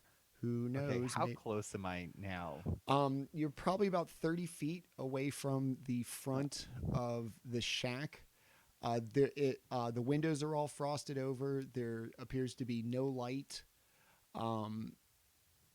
There is a. I have dark vision up to 60 feet. Okay. For free. Yeah, I'm a Okay. half elf. Okay. So it's Gray and I white. think it's let's see. Like it is in dim light, like in darkness. Yeah, I think it's I can see in darkness in shades of gray up to 60 feet. Okay. So after 60 feet, I guess it's dark, or it's just black, but I can see up to that far. So in the black and white, the contrast is especially hard to notice because of the kind of black and white color scheme of everything. Like I said, you see no motion. The windows appear like completely frosted over, as if no fire had been burned inside anytime soon. The trail seems to go right up to the front door, and then also perpendicular to the trail off the edge of the dock to the frozen lake. And then in front of the door, there appears to be a snowdrift that has blown from the ground of the dock all the way up to where the doorknob is. Okay. Is anyone else following me? Yeah. Orryn is, yeah. I'm in front of you, about 10 feet. I'm walking right to the door. Okay. So like I said, there's no motion, there's no nothing. I'm like, there's probably multiple people. I whisper loudly. Yeah. I'm advising strong caution if we're going to engage multiple foes. Turn around. I suppose we all have our spells and stuff. I think we're okay, but well, I'm going to stay close behind Jaatuuli, but not like too close. All right. So if Jaatuli's in front, the door is locked. As you get up to the front door, it looks the trail that you'd been walking, that whoever got to this building before you did. The space in front of the door seems pretty well trampled down, as if they abandoned their plan to walk in the same footprints, or as if a bunch of people were last by the front door before returning to the form of walking in the path as it goes out to the end of the dock and then off over the frozen lake. What does the second story look like? Is it a porch story, or is it just... It's basically just like a shoebox on top of a shoebox on top of a shoebox. They're all the same. All the windows look frosted over. There's Is no it wood? yeah, it's wooden. All right. I'll sink my claws into the wall and start climbing up to the second story window. Orryn will try to pick the lock. Okay. Let's do the lock picking first. Now, I know, Did It's, anybody try to just open the door first? but he said it was before- Yeah, locked. I said it was locked. All right, just making Um, sure. But like he said, it was locked. But did anybody like jiggle the handle? Like, No, but Is there a specific like ability I was that just- you want me to Um, roll it under? like I said, I've seen it as sleight of hand. I've seen it as just yeah, dexterity. They don't have a lock picking skill. Well, you're supposed to roll with your thieves' tools, and then right. But there's not like a skill to no. go with it. Yeah, not like like sometimes intelligence is used, sometimes dexterity is used, sometimes it's just whatever. So. I'm just trying to think. Do you you don't Yup, have sleight of you're hand? not do you? wrong. Yeah, all true. You don't have sleight. Do you have sleight of hand? Are you proficient in that? I'm proficient in thieves' tools, so I'm not proficient. Okay. In sleight of hand. Well then. Yeah. Let's just go ahead and do that. Yeah, and then whatever your number you get, we'll call that your roll with your proficiency. You want me to do it under dexterity? or Yeah, so it intelligence? basically is just going to be what, dex plus your proficiency bonus. Yeah. Yeah, that's fine. Seems reasonable. 14. After a little moment, and not because of an inability of yours to use thieves' tools, but probably because the door hasn't been opened in a couple of days, and is a little icy. Someone on the other side is holding the lock. Come on, I can't get it. After a few moments, just as Jaatuuli gets to the second story to peer into the window, and see very similar. 7 drow crossbow bolt. Very similar scene. Yeah, it's the red wedding. Very similar scene to the downstairs. No fire burning, windows frosted over. Just like I said, just kind of a I don't want to say dead as in the the real sense, but not a lot going on. Right. So the front door slides open. The big snowdrift that was against the door blows in. And as you look inside, while dark, the moonlight off of the frozen lake kind of illuminates, and the place looks like it's been trashed. Not tossed as in they were looking for something, but much more like there was a pretty decent struggle. In one corner of the room, a desk is kicked over. There's some crumpled parchment and a spilled inkwell on the floor. In the empty, first floor of the East Haven Ferry Company building. Okay. I will step into the room and since it looks like there's a struggle, do I see any sign of a body or blood or something of that nature? It doesn't. One of the windows appears smashed, like in the commotion. Okay. It looks like it got broken. It's broken from the inside. There's no broken glass on the inside. Everything about kind of waist high to Kelroth, because you're the only basically normal sized person here, seems to have been affected. Nothing too high, nothing too on the ground, but like I said, about waist high where the desk would be, or anything goes on where you're seated. Okay. Is there a staircase, I guess, going up to the second floor? Or is There's it a ladder? There's a spiral staircase in the far right hand corner from the front door. Okay.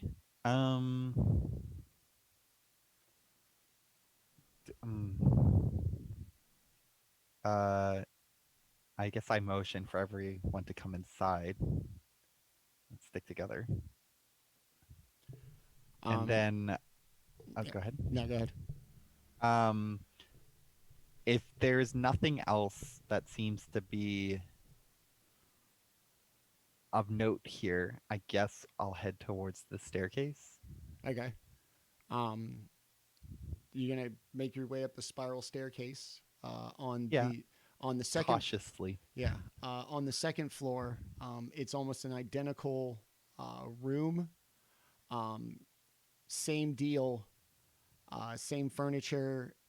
Everything seems a little bit not quite as disheveled as downstairs, but whatever happened up here happened downstairs, but to a bigger degree. If that makes sense. Out the window, I'm horse-eyeing in. So you'll see Kelroth kind of come upstairs, peek his head through the little hole.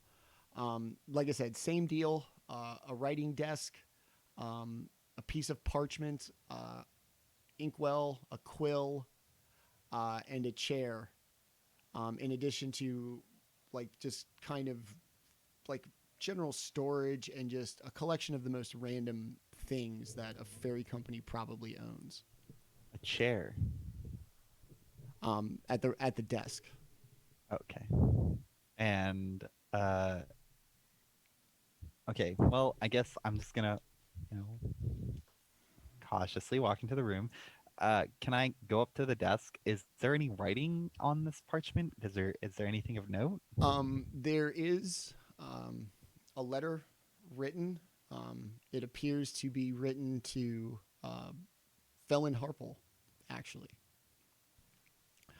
It is written in common, poor handwriting, poor spelling, as if written by somebody not that educated.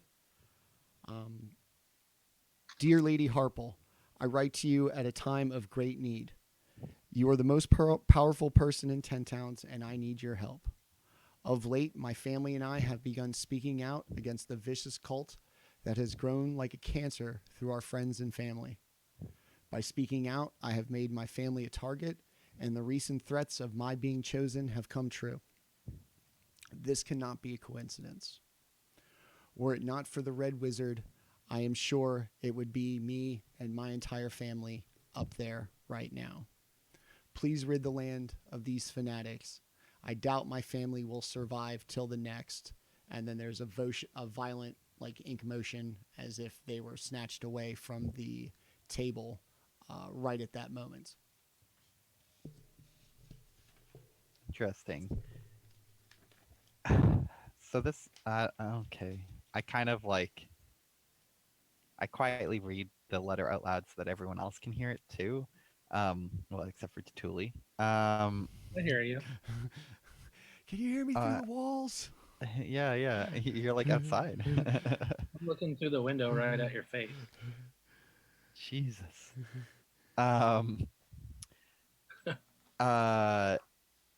Okay. This, I don't know. It kind of implies that like the drow are working with Arl. Anyways, I guess I will just like fold up the letter and put it in a pocket.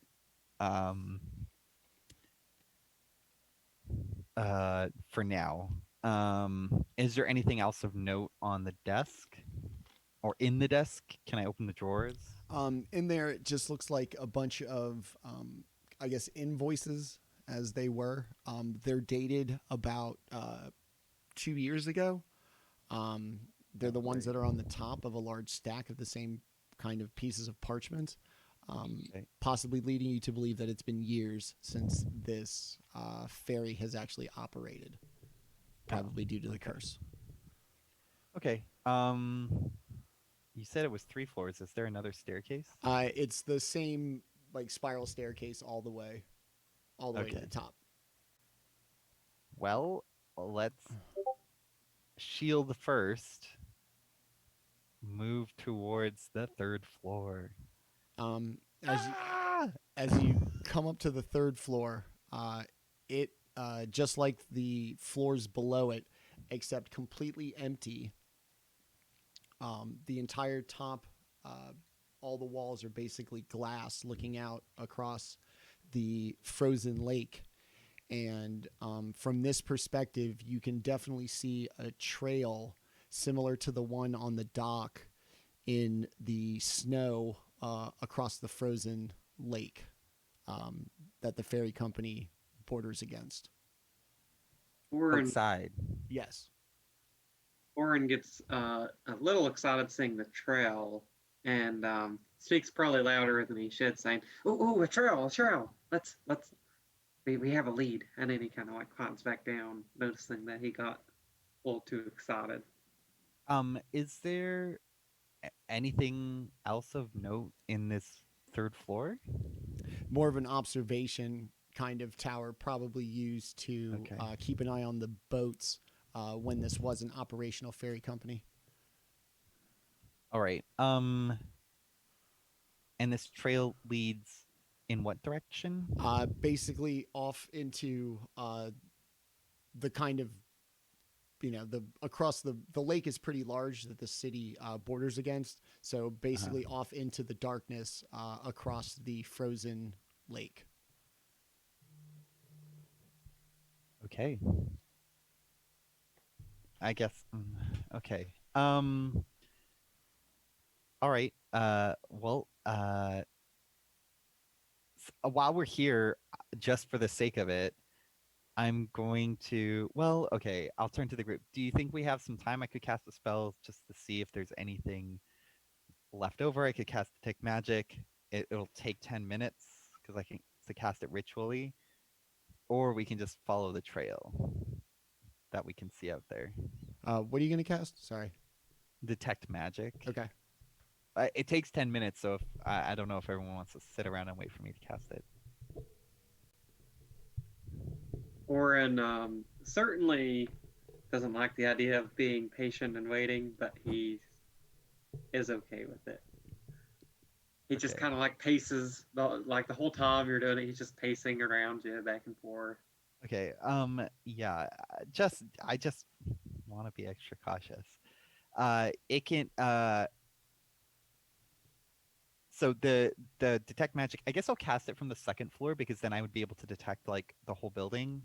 Okay. Pretty much, it's a 30-foot like sphere around me, and it can penetrate through like 3 feet of wood or dirt or 1 foot of stone, so it should be able to penetrate most of the building. Yeah, go nuts. Yeah.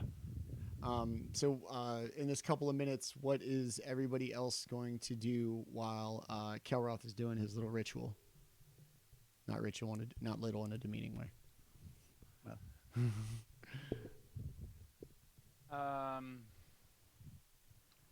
Was there anything else on the first floor Um, other Nobody than like checked. just like an open office, or was No- it just? nothing that you saw. Everything's pretty trashed. Like I said, like there was more of a scuffle than there was. Like I said, they didn't toss the joint looking for something. It's So it almost looks like an abduction, is what you're Yes. kind of. yes. Okay. Signs of a struggle. If this was CSI 10 towns. Okay.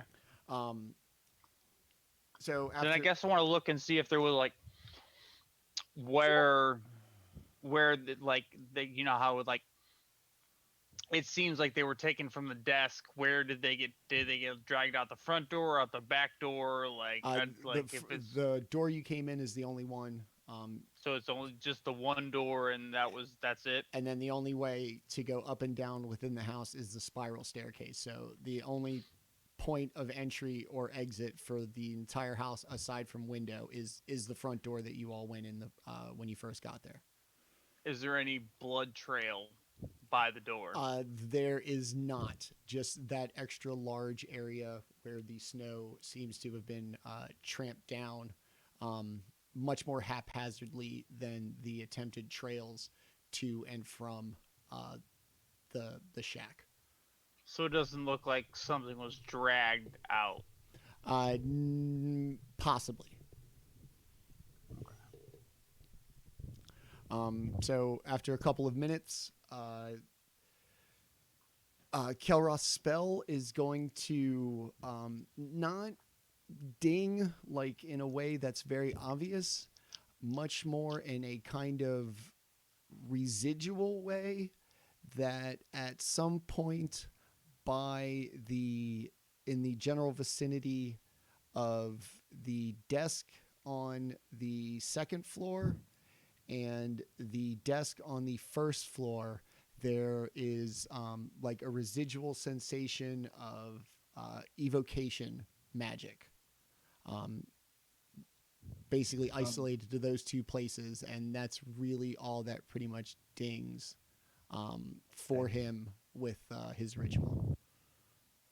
So while they're I doing, just pointed out to the group, but and obviously I will imply that based on what I know, evocation magic generally is like usually it's sort of like it deals with energy and explosions and that kind of thing. Like so, it was probably like a concussive spell or some kind of spell. So they were attacked. Basically, is the easiest way to. The spell lasts for 10 minutes. So you said there was like a circle outside, like a flattened down circle. Like if they walked or attempt to walk, everybody, however many beings there were, in the same set of footprints, they're all going to walk in a single file line, get to the door. That single file line is going to go all the way into the house and just kind of stop. If you want to leave the building in the same way, then you just go back the way you came, or you carve a new path off to the side like they did. This looks like they broke from their pattern of staying single file and tramped down a much larger area of the snow, either intentionally or as a byproduct of what they were doing. Milling about, or yeah. Okay. Guess let's go over to that area. You go out the front door. It is bitter cold. The trail seems to go to the edge of the dock, and as you saw from the top of the ferry company, you can see it carry out as much as you can with the light, just out into the, like I said, basically out into the kind of frozen darkness. Your vision is nowhere near as powerful as the ability to see on the other side of the lake. It's that big. And I'm gonna jump down off the walls and it's dark as fuck. land next to everybody. A couple Orryn just like kind of stumbles after the just the sheer size of he falls next to him. The impact knocks a couple of icicles loose that were overhanging on the shack. Did this spirit follow us? Is it around? It's actually still where it stopped, and it still seems to be pointing. It almost looks like it's in the exact same pose as it was when you passed it. Just a kind of distant look in its face with its arm up, and I can't get it in camera, but just pointing out through the shack and seemingly out into the darkness beyond. Orryn says, "Well, looks like there's only one way to go," and he Yeah, I starts. guess like let's head in the direction that it's pointing. I guess to some degree. Yeah, let's go. You just gonna follow the trail? Yeah. Okay. Like some new big old lizard prints in it. As you follow the trail, it basically makes a really, the quickest point from the docks to the far shore.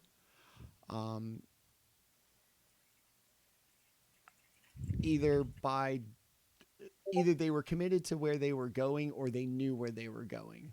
No varying of the trail, just straight on into the shore and continuing into the darkness of what is becoming the tundra on the far east side of East Haven. Like way out there. Probably 800-900 yards across the lake. Okay. So like I said, And it's like the middle of the night now. aside from 10 a.m. to 2 a.m. or 2 p.m., it's always the middle of the night. Right.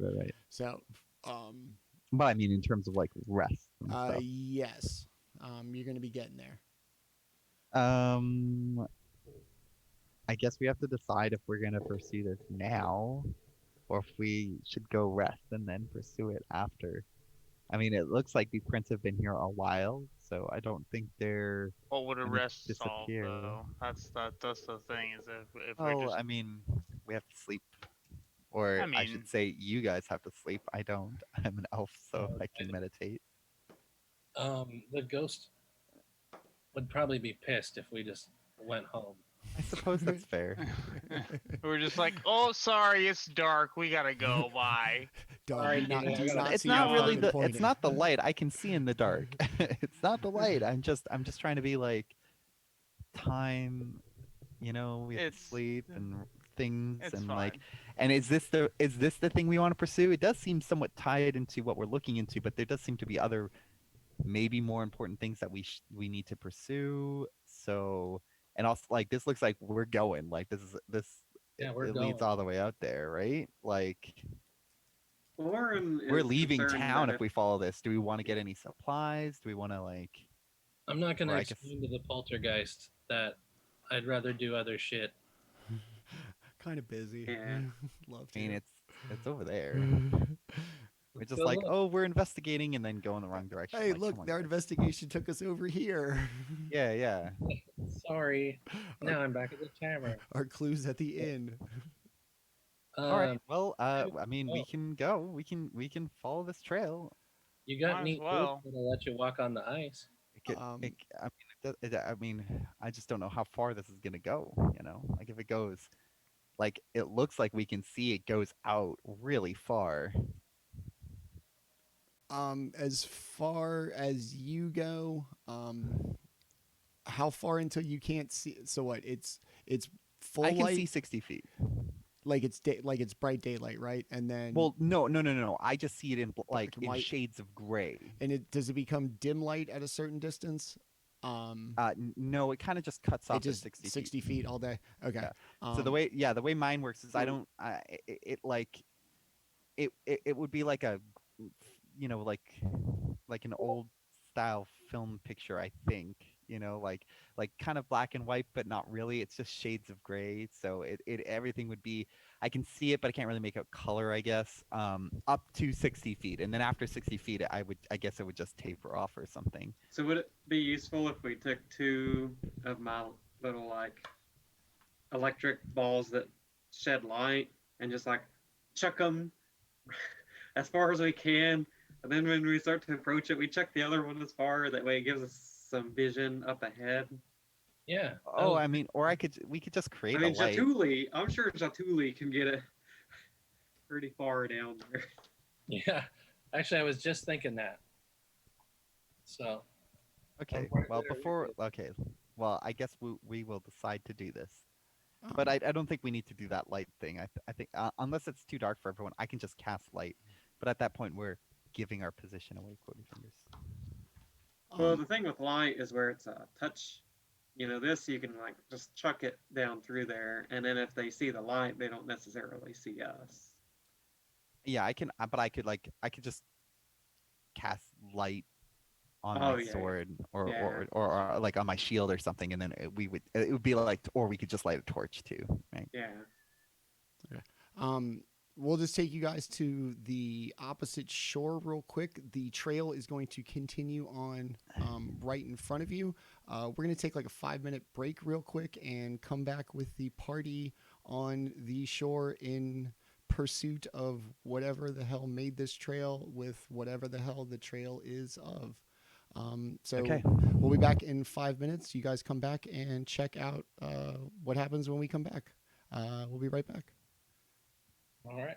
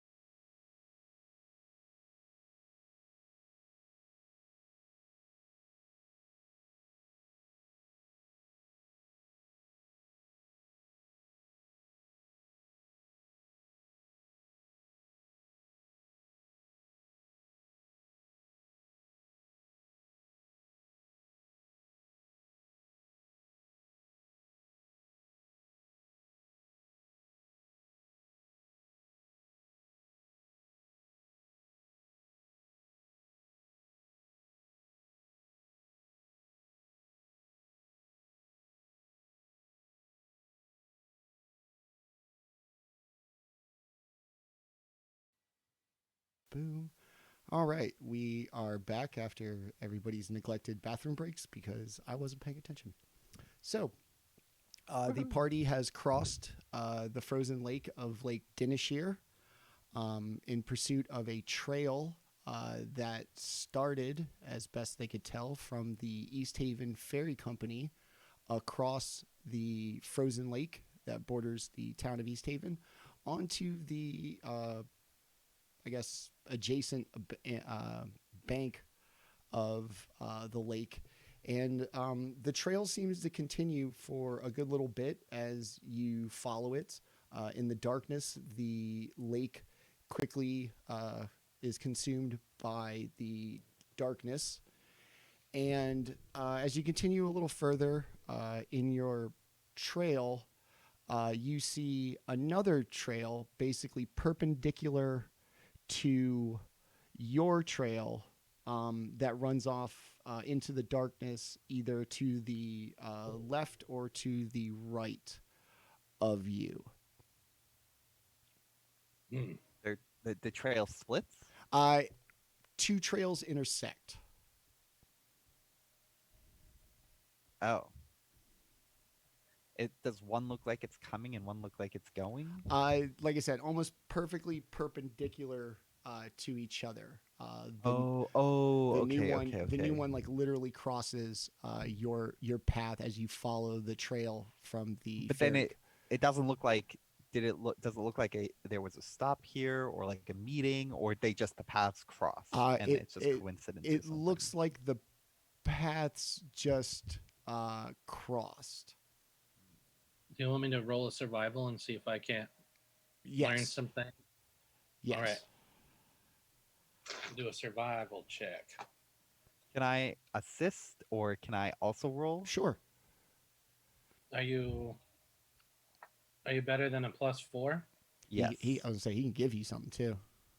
Then I should probably just assist you. Okay. Well, yeah, I'll do a survival check because I have pretty high. So am I rolling at advantage then? Yeah, with Jaatuuli's help because he's from the area, and I imagine all right, I'll just probably take pretty good at tracking at things living in the tundra. I rolled 1. It was a natural 20. If I'm rolling at advantage, Okay. I'll roll again. Let's see what I got. All right, it's 15. So I got a 26. So the trail that runs perpendicular appears to be sled tracks. Sled tracks. The tracks appear to be probably about 4 to 6 feet wide, and in between the tracks, like you think of a train, the sled tracks would be the rails, and then in between the rails, there looks like it was really dug down deep. Like whatever was pulling the sled really had to do some work to move it. Okay. And it appears to have started from. Does it look like an animal was pulling it then? No, it does not. Oh, okay. The footprints from whatever was pulling it are a little too close together for it to have been anything large enough to be like a pack animal or beast of burden. Okay. Are the footprints really big, like maybe Goliaths? Are we talking? No, they small appear little halflings. They appear to be given by something medium-sized. Okay. And then you could tell it started on your right and is headed to the left, basically now parallel to the shore of the lake. Okay. Let's go. Oh, are we going to continue pursuing our trail, or do we want to divert and follow this trail of like this sled that's being pulled? I feel like the sled that's being pulled is not related, but so it's hard to say. Like but it maybe it's hard to tell. Maybe they met up, right? And then like somebody picked up something from them, like bodies or something like that. Well, and then Orryn says, "Yeah, I think it's possible they would have picked up the bodies, but the poltergeist was pointing in this direction. So even if the True. sled came through here, I think we should still follow the direction that the poltergeist was pointing in. Yeah, I agree. I I've agree. no opinion. All right, so you guys All right, are we'll continue following the trail that we were already following. the first trail. Yeah. Okay. So after the sled trail crosses your path, the footsteps in the trail that you're following seem to be a lot clearer and a lot more consistent in size before kind of randomly stopping, seemingly in the middle of nowhere. Like the trail just stops. The trail just stops. The snow goes back to being about waist high, and the footprints look like I said, they just came to a stop. Jaatuuli pulls his axes and starts to hunker down. If it ends here, this is a bad sign. Danger. Well, this could be a doubling back too. This could be they walked this way and then walked back to like leave a Sled. false trail. Yeah. Yeah, I look around in all directions. Do I see anything of note? Do I see people or buildings or anything? You are, as far as your experience in Icewind Dale, you are in the most remote part that you have ever been in. Okay. Barely, with your kind of rudimentary sense of bearing and geography, you would know the Spine of the World Mountains. The foothills of those will start to appear basically in front of you if you kept walking. But there is nothing out. You are in the tundra of Icewind Dale. There appear to be no animal tracks. The snow appears completely uniform, as if every time it falls, it goes undisturbed for however long this ground packed snow has been out here. Yeah. I want to move back towards the sled, like where the intersection. Okay.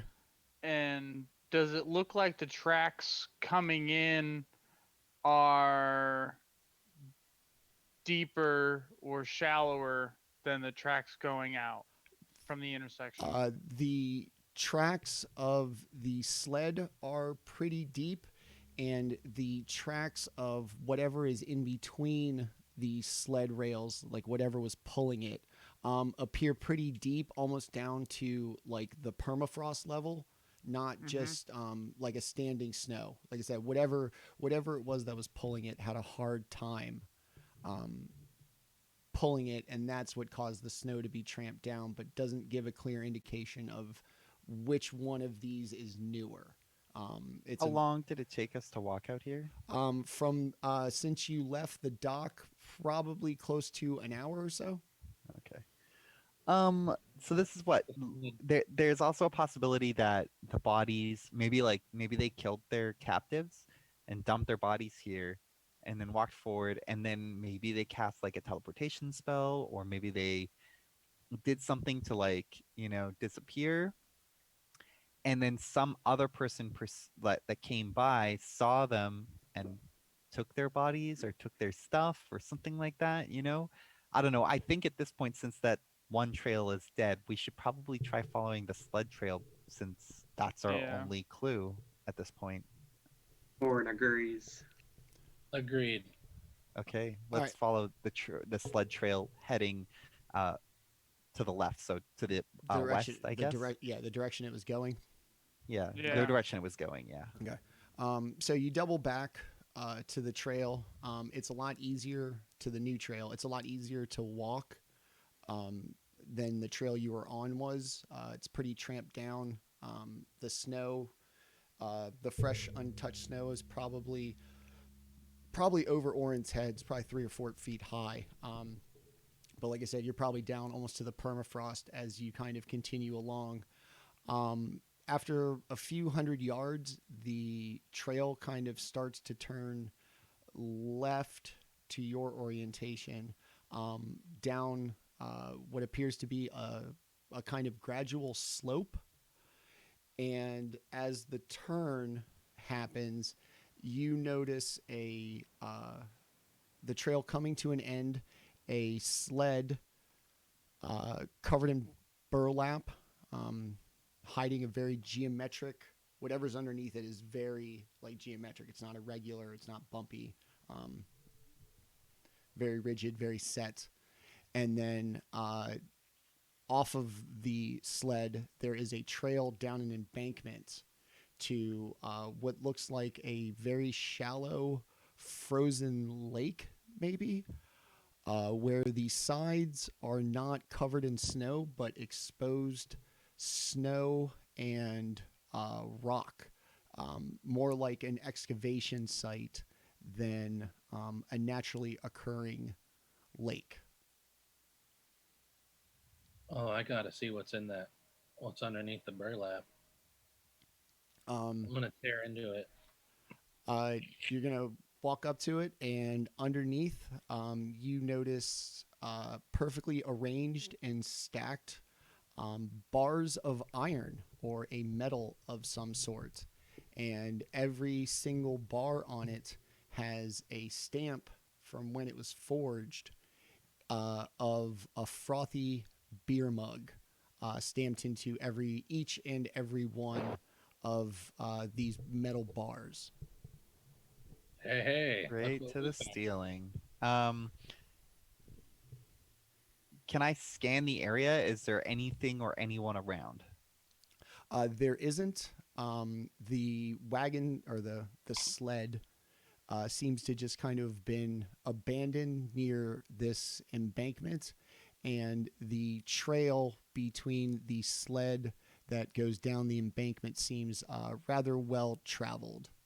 Like something's been coming and going from the sled to somewhere down the embankment several times over the last couple of days. Does there look like there was any struggle or a fight or anything like that in this area? Where the sled is stopped, the same kind of pattern of tramped down snow in a kind of radius out of one side, as you saw by the front door of the ferry company.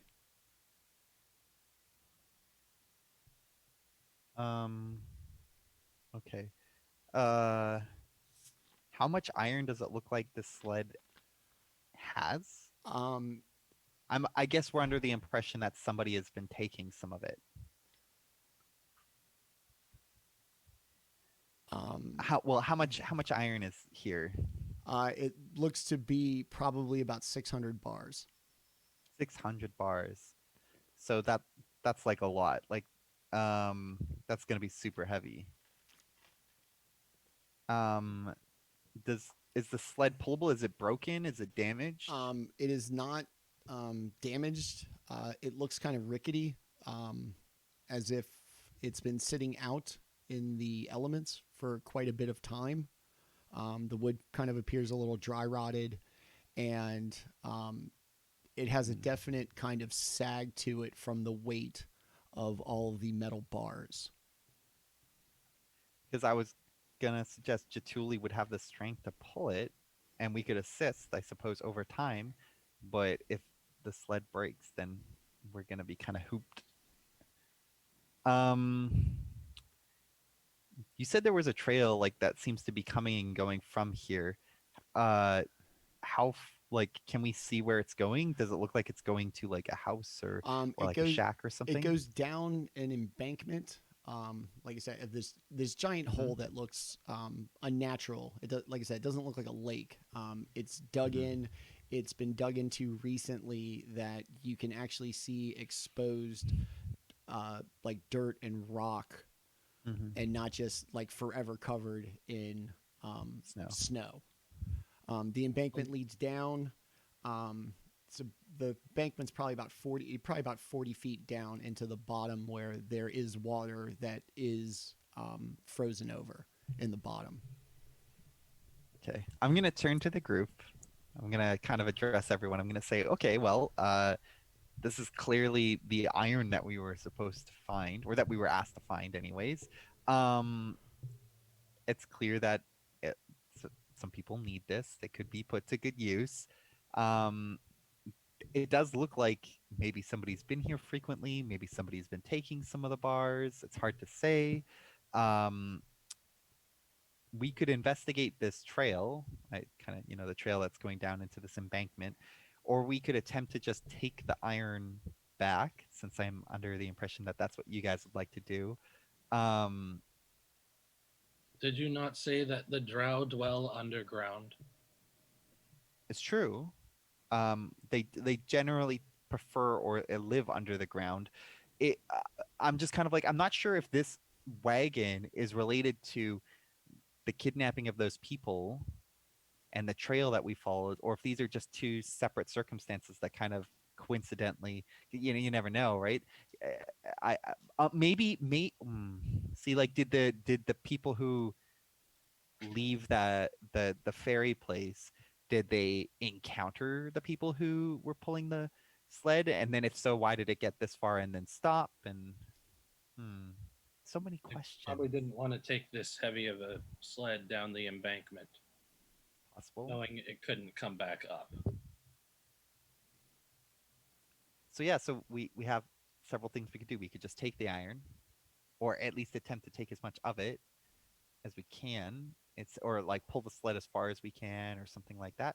Or we can investigate this trail down the embankment and see if there's something down there. Let's investigate the trail, and if we find nothing or whatever, then we can return the iron. That's true. I guess the iron isn't going anywhere. It's been here a while, right? Yes. So we could extend our investigation. What do you think, everyone? Look down the embankment, investigate, and then bring the iron home? Mm-hmm. Yes, I think that is a great idea. Yeah. Especially, I hope, this I hope the is spirit doesn't metagaming. mind. We're like, hey, iron.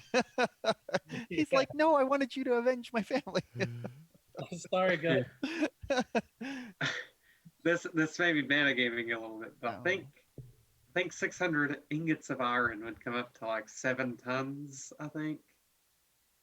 Yeah, Unless well, my you don't math's- have to carry it. I think the math says 5,800 pounds, plus the sled Okay. and something else. There's math involved with it that I don't. But like I said, it's a lot. Is the weight Yeah. of the iron. So it looks like it was pulled by like an army of people or something, maybe and- like a bunch of dwarves or something like that. Yes. Okay. So Muscle- we don't have the strength to move this, do we?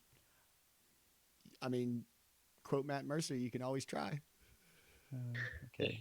I mean, does it seem Yeah, feasible? Is what I'm asking. Like, I mean, because if not, like, then, I mean, let's do our investigation. I think we've all agreed upon that at the very least, and then, in terms of getting the iron somewhere, we don't really have the capacity to do that, but we could at least take as much as we can and then like mark down where it is, and then maybe we could let them know so that they could like send Get out a a party team to get it or something like that. Well, if we're going to start the investigation, I will go first. Okay, I'll follow Jaatuuli Okay. down this embankment. As you kind of come down the embankment and turn back towards where you were just standing up on the elevated ground, to your right, you'll see 4 caverns or 4 cutouts into the side of the embankment. One of them, to your immediate right, is at ground level. The frozen water at the bottom of the excavation site seems to clearly follow into what was probably an underground river at one point. And there are 3 other ones about 20 feet up a not too steep embankment that look like they were cut by hand. So they look different than the underground river, but the underground river is at ground level, and then the other 3 are raised up, like I said, about 20 feet off of the frozen bottom. Are they decoys? And look around. What do you think? Are the 3 above decoys and the 1 below an actual trail? Or is there any like sign in the The snow or in the trail that like leads to there's the a assumption that there's a little bit of a trail that leads down from all of the three raised up. is the river liquid? Like, is it No, not frozen? No, it is frozen. Okay, And okay, okay. the trail that you followed down the embankment seems to kind of come down and U-turn sort of into the cavern at ground level, if you will. Okay, well, I guess why don't we go to the closest one, or like the one that's like the smallest one, and just like peek inside, see, is there like any torchlight coming out of these holes? There isn't that you can see. The wind that blows out in the tundra seems to get caught up in the caves, giving you the idea that the network might be more than just a single chamber, and Okay. just kind of a go in this weird little cutout. The map is actually up in the window on stream if everybody wants to just to get an idea. Like I said, the one on the bottom is going to be the lake or the river, and then the other three are going to be the ones raised up embankments. The one at the top on the map is going to be the smallest hole. It still looks like it would fit a medium creature, but So like Jaatuuli would be able to get inside. Jaatuuli would struggle to get inside, but he would fit. It doesn't. It's not. Okay. It's not medium for a dwarf and under. It's medium for all that encompasses medium. The middle of the raised one seems to be quite large, and the bottom of the closest one to the bottom of the raised one, that map, seems very small. That only Orryn would fit in that hole. Oh. Okay. Are these, like you said, they're raised? Are they going to be difficult to get to? Is there like a rope or a ladder, or is it just like on an incline? It's on an incline, and because they were carved there, the rock is set up in such a way that they are accessible. Now, the trail, like the footprint, the footprints, I assume, do they lead to every single hole? Like, is it spread out? Is there lots of foot traffic? There are trails to all of the other openings. Not as much foot traffic as the underground lake, or underground river. I'm sorry. Okay, so there's lots of foot traffic there, and just a little bit in the other ones. Yes. Okay. So the little one, you said there was a little one that maybe only Orryn would fit in. Yes. I'll look into it. Like, Orryn does say, like, "Hey, I'm willing to check." can you see in the dark? Yeah, I have dark vision. Yeah. Okay, okay. Do you want to like, we'll stand watch and you can take a look in there? He says, "Yes. Let me real quick do this." Hey, never mind. I don't have that. For a second there, I thought I could do like ascending stones or something, but I didn't choose that. So he says, "At the first time I travel, I'll yell." Okay, yeah, or just like, try and be sneaky, and then if you see anything dangerous, you can come back to us. But we can't fit in here, right? Like, it's too, like, No. literally this is an Orryn-sized hole. Yes, and even Okay. he's going to struggle a little bit. Okay. Well, you don't have to go if you don't want to, but if you want to just like do a little peeky, do an investigation. Orryn loves like going down like the most craziest path. So he really wants to. Like, that was the first thing he saw. Well, we can't come to help you, so if there's anything bad, you crawl back this way as fast as you can. Oh, Right. yes, I will. All right, so you have dark vision, works the same way, 60 feet. Yeah. Okay. So you're going to be able to barely squeeze into the hole, and at some points you may have to get on your hands and knees to crawl. As you do, give me a perception check. 10. You are going to hear something of a rhythmic, slight whistling sound that you are not sure if it's the wind hitting the cavern in a certain way or potentially something else.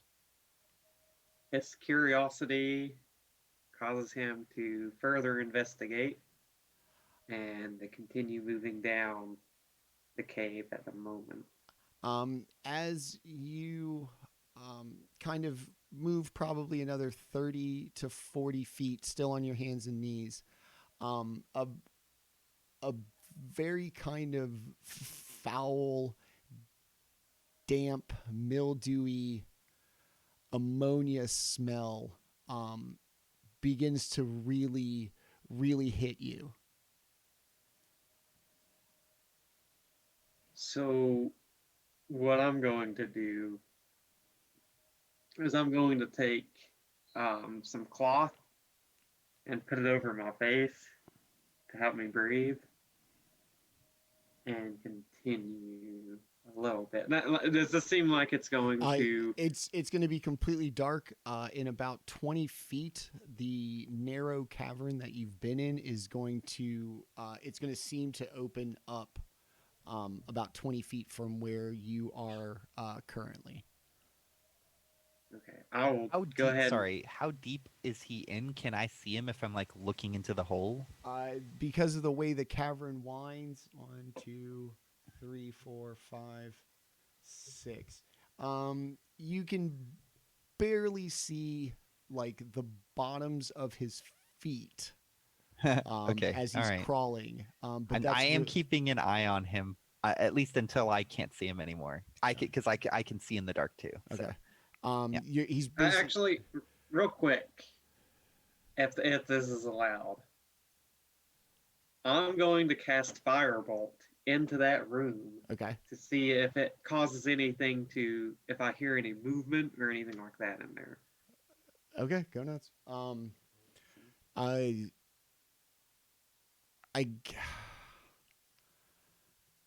since you're not aiming at anything specifically, it's a cantrip. Yes. So I guess you just gonna cast it just in front of you, not even aiming at anything, yeah? Yeah, like maybe hit the ground in the center Okay.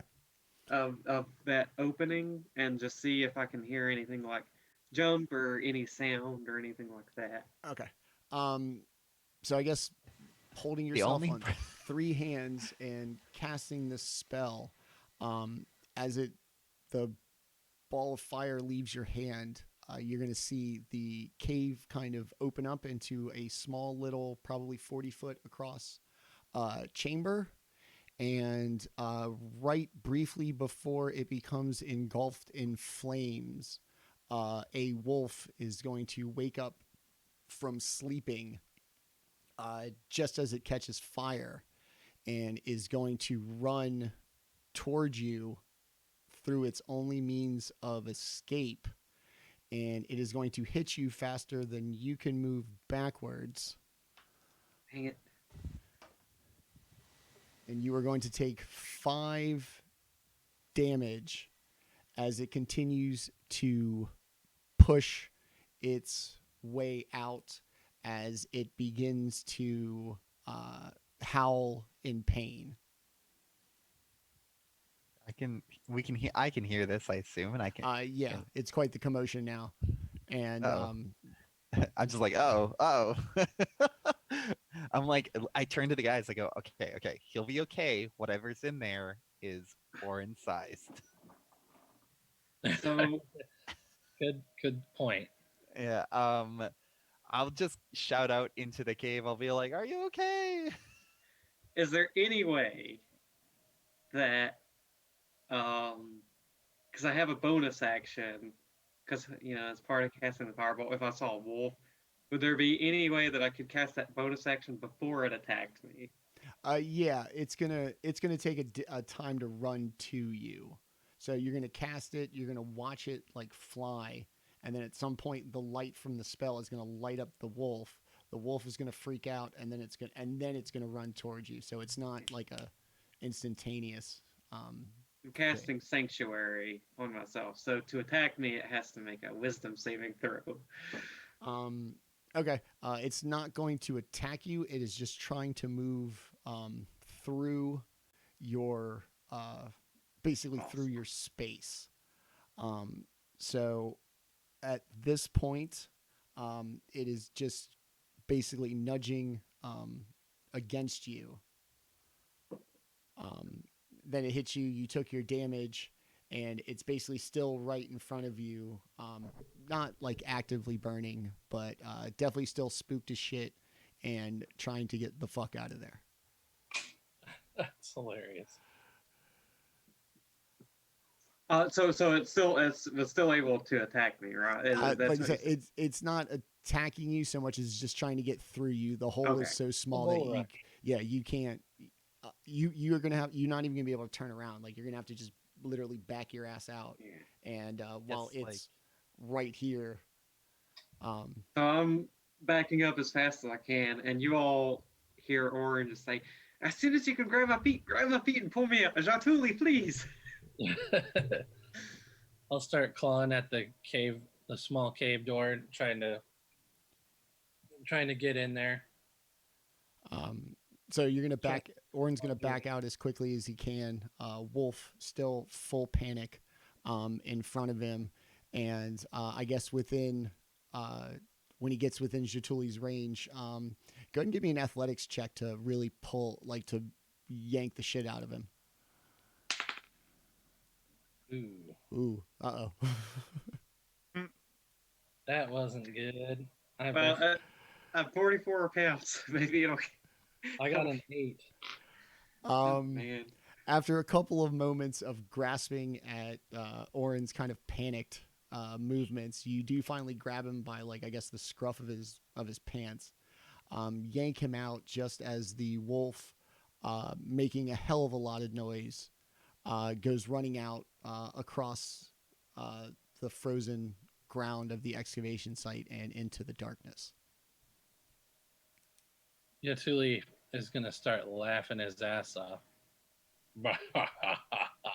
Wolf, he smelled delicious. Does anything else happen? Or It's gone. It's a wild animal. It just got spooked. Okay.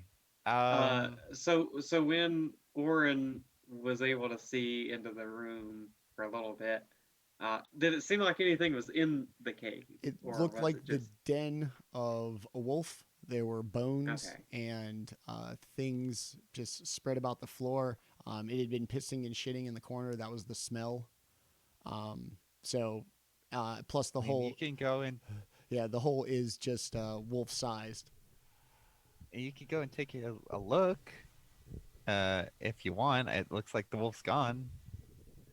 Or we can try a different hole. Let's try one we can fit in. Yeah, okay. Is the next one, like on the map, the next one above, yes. Is that one appropriately sized for us? That one would be big enough for Jaatuuli to fit through easily.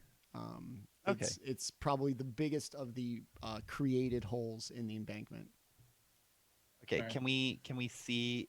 Is there any light coming from that one? Can we see into that one? Also, not as if you peer into it from the outside.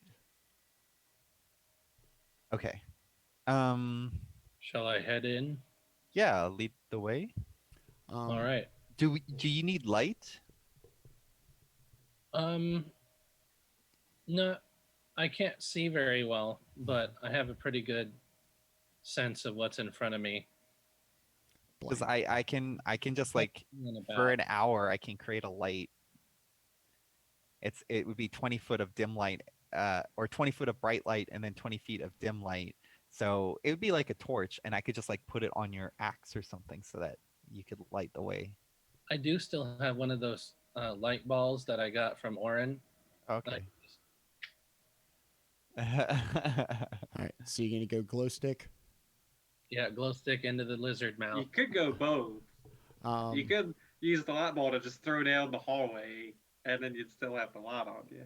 But So as you make your way into the cavern, off to your left you see another little, like, I don't know, hallway is not the right word. A little link between two chambers of the cave, and in the chamber it's only about 10 feet from where it kind of bridges off from where you came in. You notice a room with a sparkle to the walls that seems as if it was the center of a real hardcore mining operation.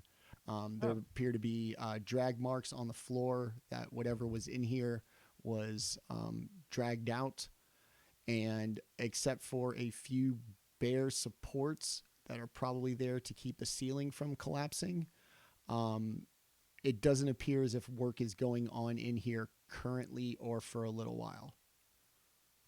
I'll take a sniff. Yeah. I smell Should anything. be in. A weird kind of like metallic, acidic smell permeates the room. You don't know if it's just kind of ambient to where this is, or if perhaps the rock itself gives off this smell. All right, I don't have a super tuned sense of smell, but I just figured I could catch something if it was pungent. Do we want to investigate the shiny? Not yet. I don't Not think. yet. Not yet. We keep going where we're headed, I think. Keep going forward. Yeah. Okay, so you're going to keep going forward. The trail's going to bend a little bit to the left and then a little bit to the right before just a very narrow, icy bridge over what looks to be the frozen river, underground river that you saw from the outside.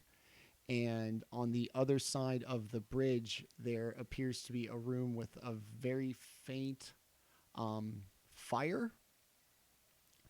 Not even really a fire, more like coals and embers.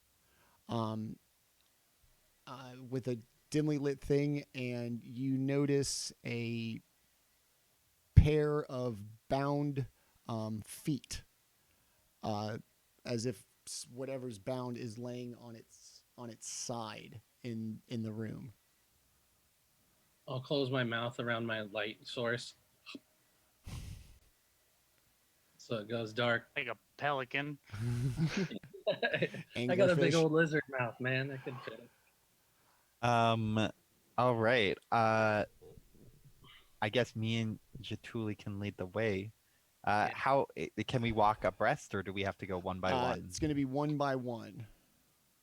I have really good defense, so I can lead the way, but Jaatuuli is definitely going to be better at attacking things, so I don't know. It's up to you. Jaatuuli will go first. Okay, and I'll be right behind him. Jaatuuli and Kelroth, give me an acrobatics check, please.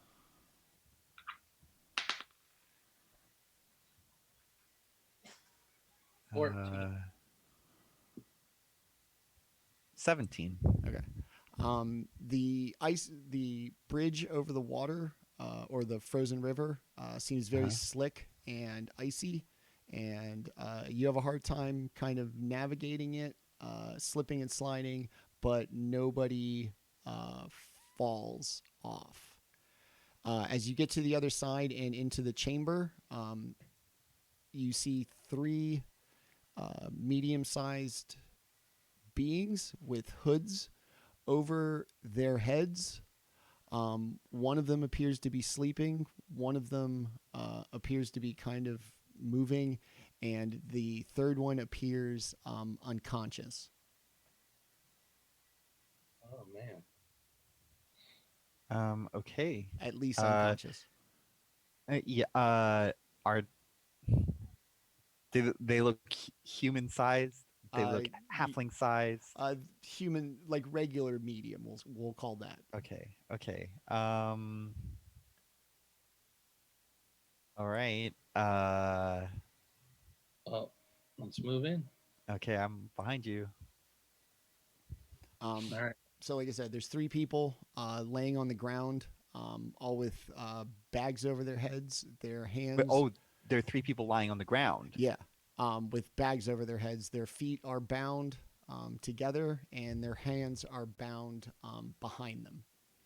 Are there but is there anyone not bound or No. not tied up? No, just the 3 of them. No. So it's just these 3 people. Yes. Okay, I'm going to. Who's the person closest to me? Closest to the entrance. The one that Are they the unconscious one? No, they're the one that appears to be moving and potentially perks up at hearing you kind of enter. Are they gagged?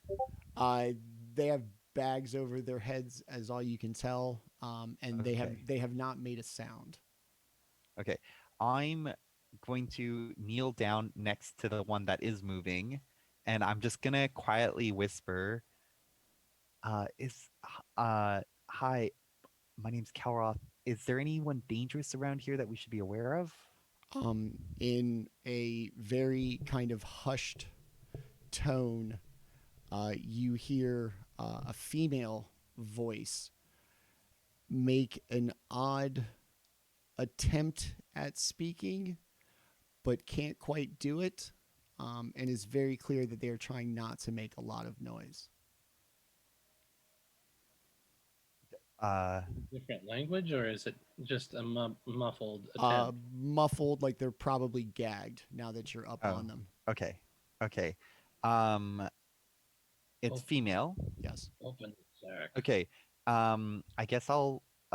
Can I quickly scan the room? Is there any? There's nothing moving around outside of these 3 bodies. Nope. The room barely has enough room for the 3 bodies and the sad Okay. little campfire in the middle. Okay, I'm gonna pull off the hood of the woman that I am close to. She's gonna, kind of freak out, get adjusted to what little light there is. Okay, I'm not that ugly. Like, jeez, lady. She's gonna kind of motion for you to take the gag down. Okay, I'll just be like, shh, and then I'll take her gag And out. as you're doing that, she's shaking her head vigorously. Okay, cool. Yeah, I take her gag off. Shh, you must be quiet. They're down there, and What's down there? the drow. The drow. They're down there. There's 2 of them, and 2. some kind of witch. Witch. So 3 things. Okay.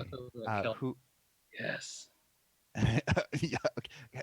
Hold on. Okay. I'm just gonna be like, who are you? I am Mathis Fairy from the fairy family of East Haven. My Okay. brother spoke out against the cult, and we were kidnapped by drow. Are the drow working with the cult? They speak like they know her. Okay. But I don't so know. Maybe. Okay. Is this person have any weapons on them or anything like that? They have swords. No. I'm asking of the woman. Oh, no. Oh, Yeah. she's just wearing like clothes or whatever. Yeah. Okay. I'll unbind her. I'm going to show you a trick. He puts the lotion on skin or gets the hose again.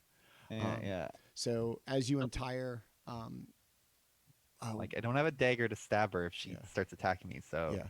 no. I'll unbind her and then I will go, or I'll motion for Jaatuuli to like unbind the other ones. The second you unbind her, she rushes over to the unconscious one, takes off the hood, and it's an older. They dead? It's an older man. He does appear to be breathing, but he is pretty bruised in the face, as if he taken a beating. He probably put up a fight in their abduction. And then Okay. Have you played Metal Gear Solid? Yes. I'm gonna put my back up against the wall and go over to where the hallway goes, where that lady said they are, and go. And then what? Look over your shoulder. You're going to be above everything, looking down onto the river. Or yeah. Well, because we're like on a path above right now. Yes. It's about. So they're coming from like this, or like a bridge above Yeah. the frozen river. So we're like a floor above the hallway or like the river passage. 20 feet. Oh, above. okay. Yeah, 20 feet up. So we're pretty far. Yeah. Okay, I thought it opened up to where we were. Like you had to bottleneck to get in there. No, you can kind of see on the map we're in that middle path, and then that's like a bridge above the frozen river. So we're like in a little cave separated from everything else. Dead smack in the middle of the map. Yeah, yeah. Gotcha. Okay. Is he? So he's unconscious though. Yeah. Okay.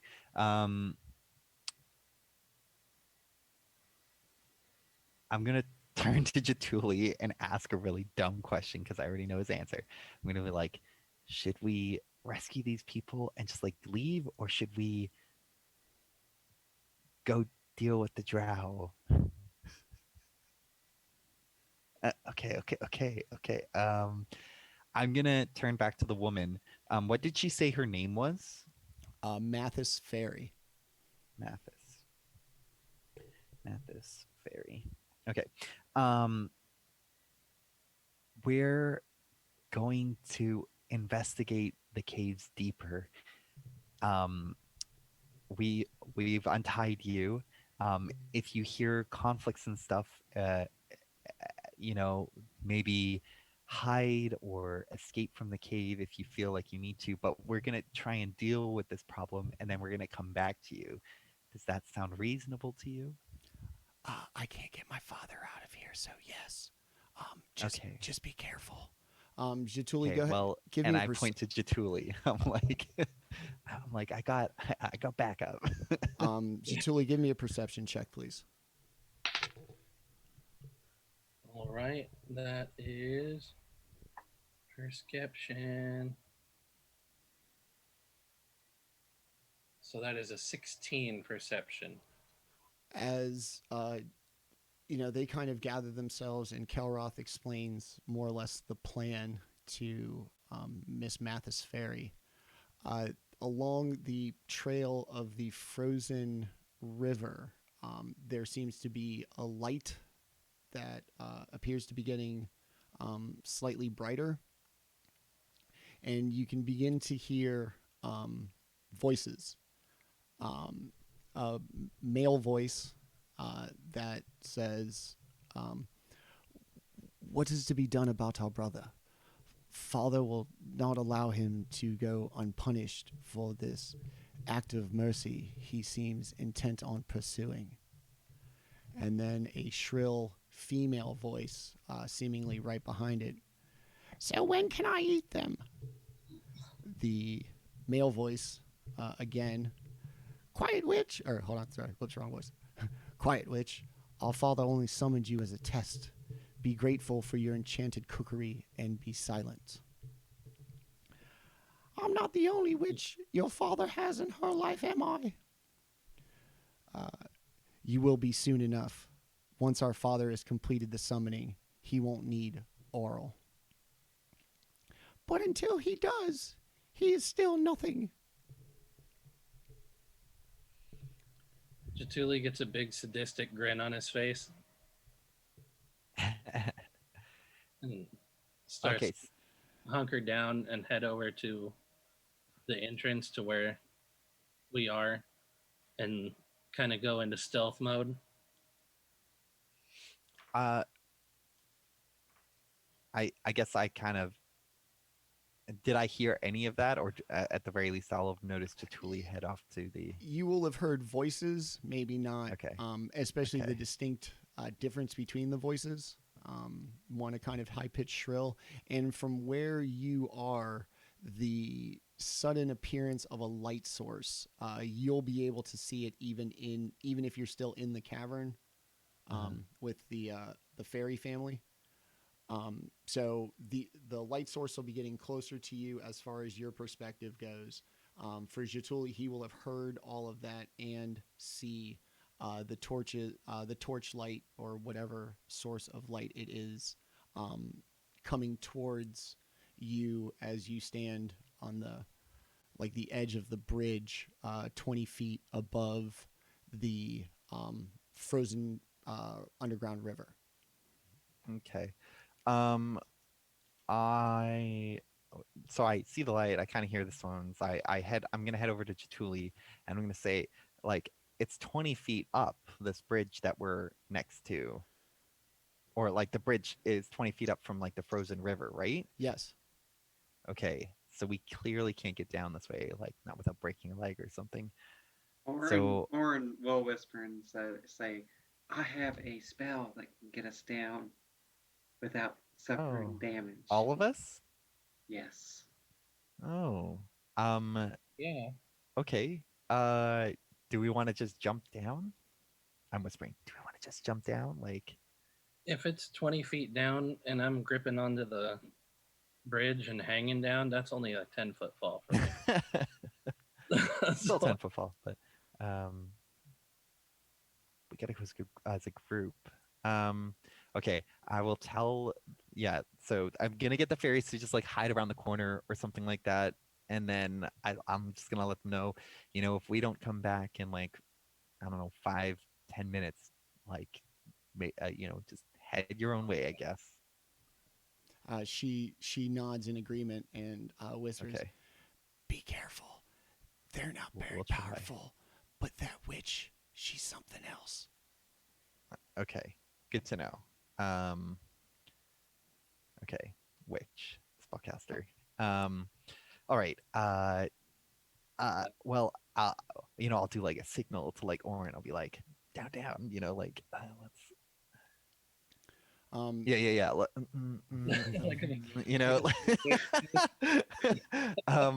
Okay. Okay. We can kind of see they're not in this area, so we could like jump down, and we're not like gonna jump on top of them or something like that. No, they are just going to be rounding the corner of. Are they coming towards us? Yes. They're coming we wanna towards wait for they're coming them? towards the bridge from as the map is oriented, the north side of the bridge. And from the north side is where they're coming. Yes. Okay. And so right as they kind of turn the corner, you see two drow dressed in winter clothing, really bundled up, furry. The only thing you really see is this part, the dark skin and the eyes, and then obviously the white flowing hair out from underneath their hoods. And then behind them, you will see a just kind of decrepit and gross sight that it'll be up in the stream here in a second of Like a hag. an ice hag. You. Walking in tow with them.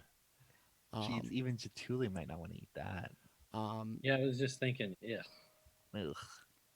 And right they're as coming to us. Yeah, right as they turn the corner, the hag seemingly stomps, puts her hands on the shoulders of the drow in front of her, and Fireball.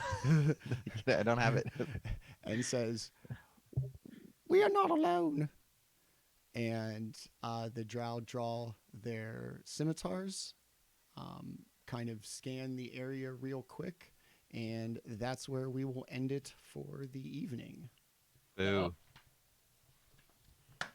Boo. Very Listen. Does anyone have fireball? At level 4, Okay. that Yeah, I would know. be incredible. So, yeah, the shitty thing about the ice hag is they're not called ice hags. They have a fancy name to them. They've got a fancy name. Yeah, they're in Some, like Volas. Nordic name. Bheur,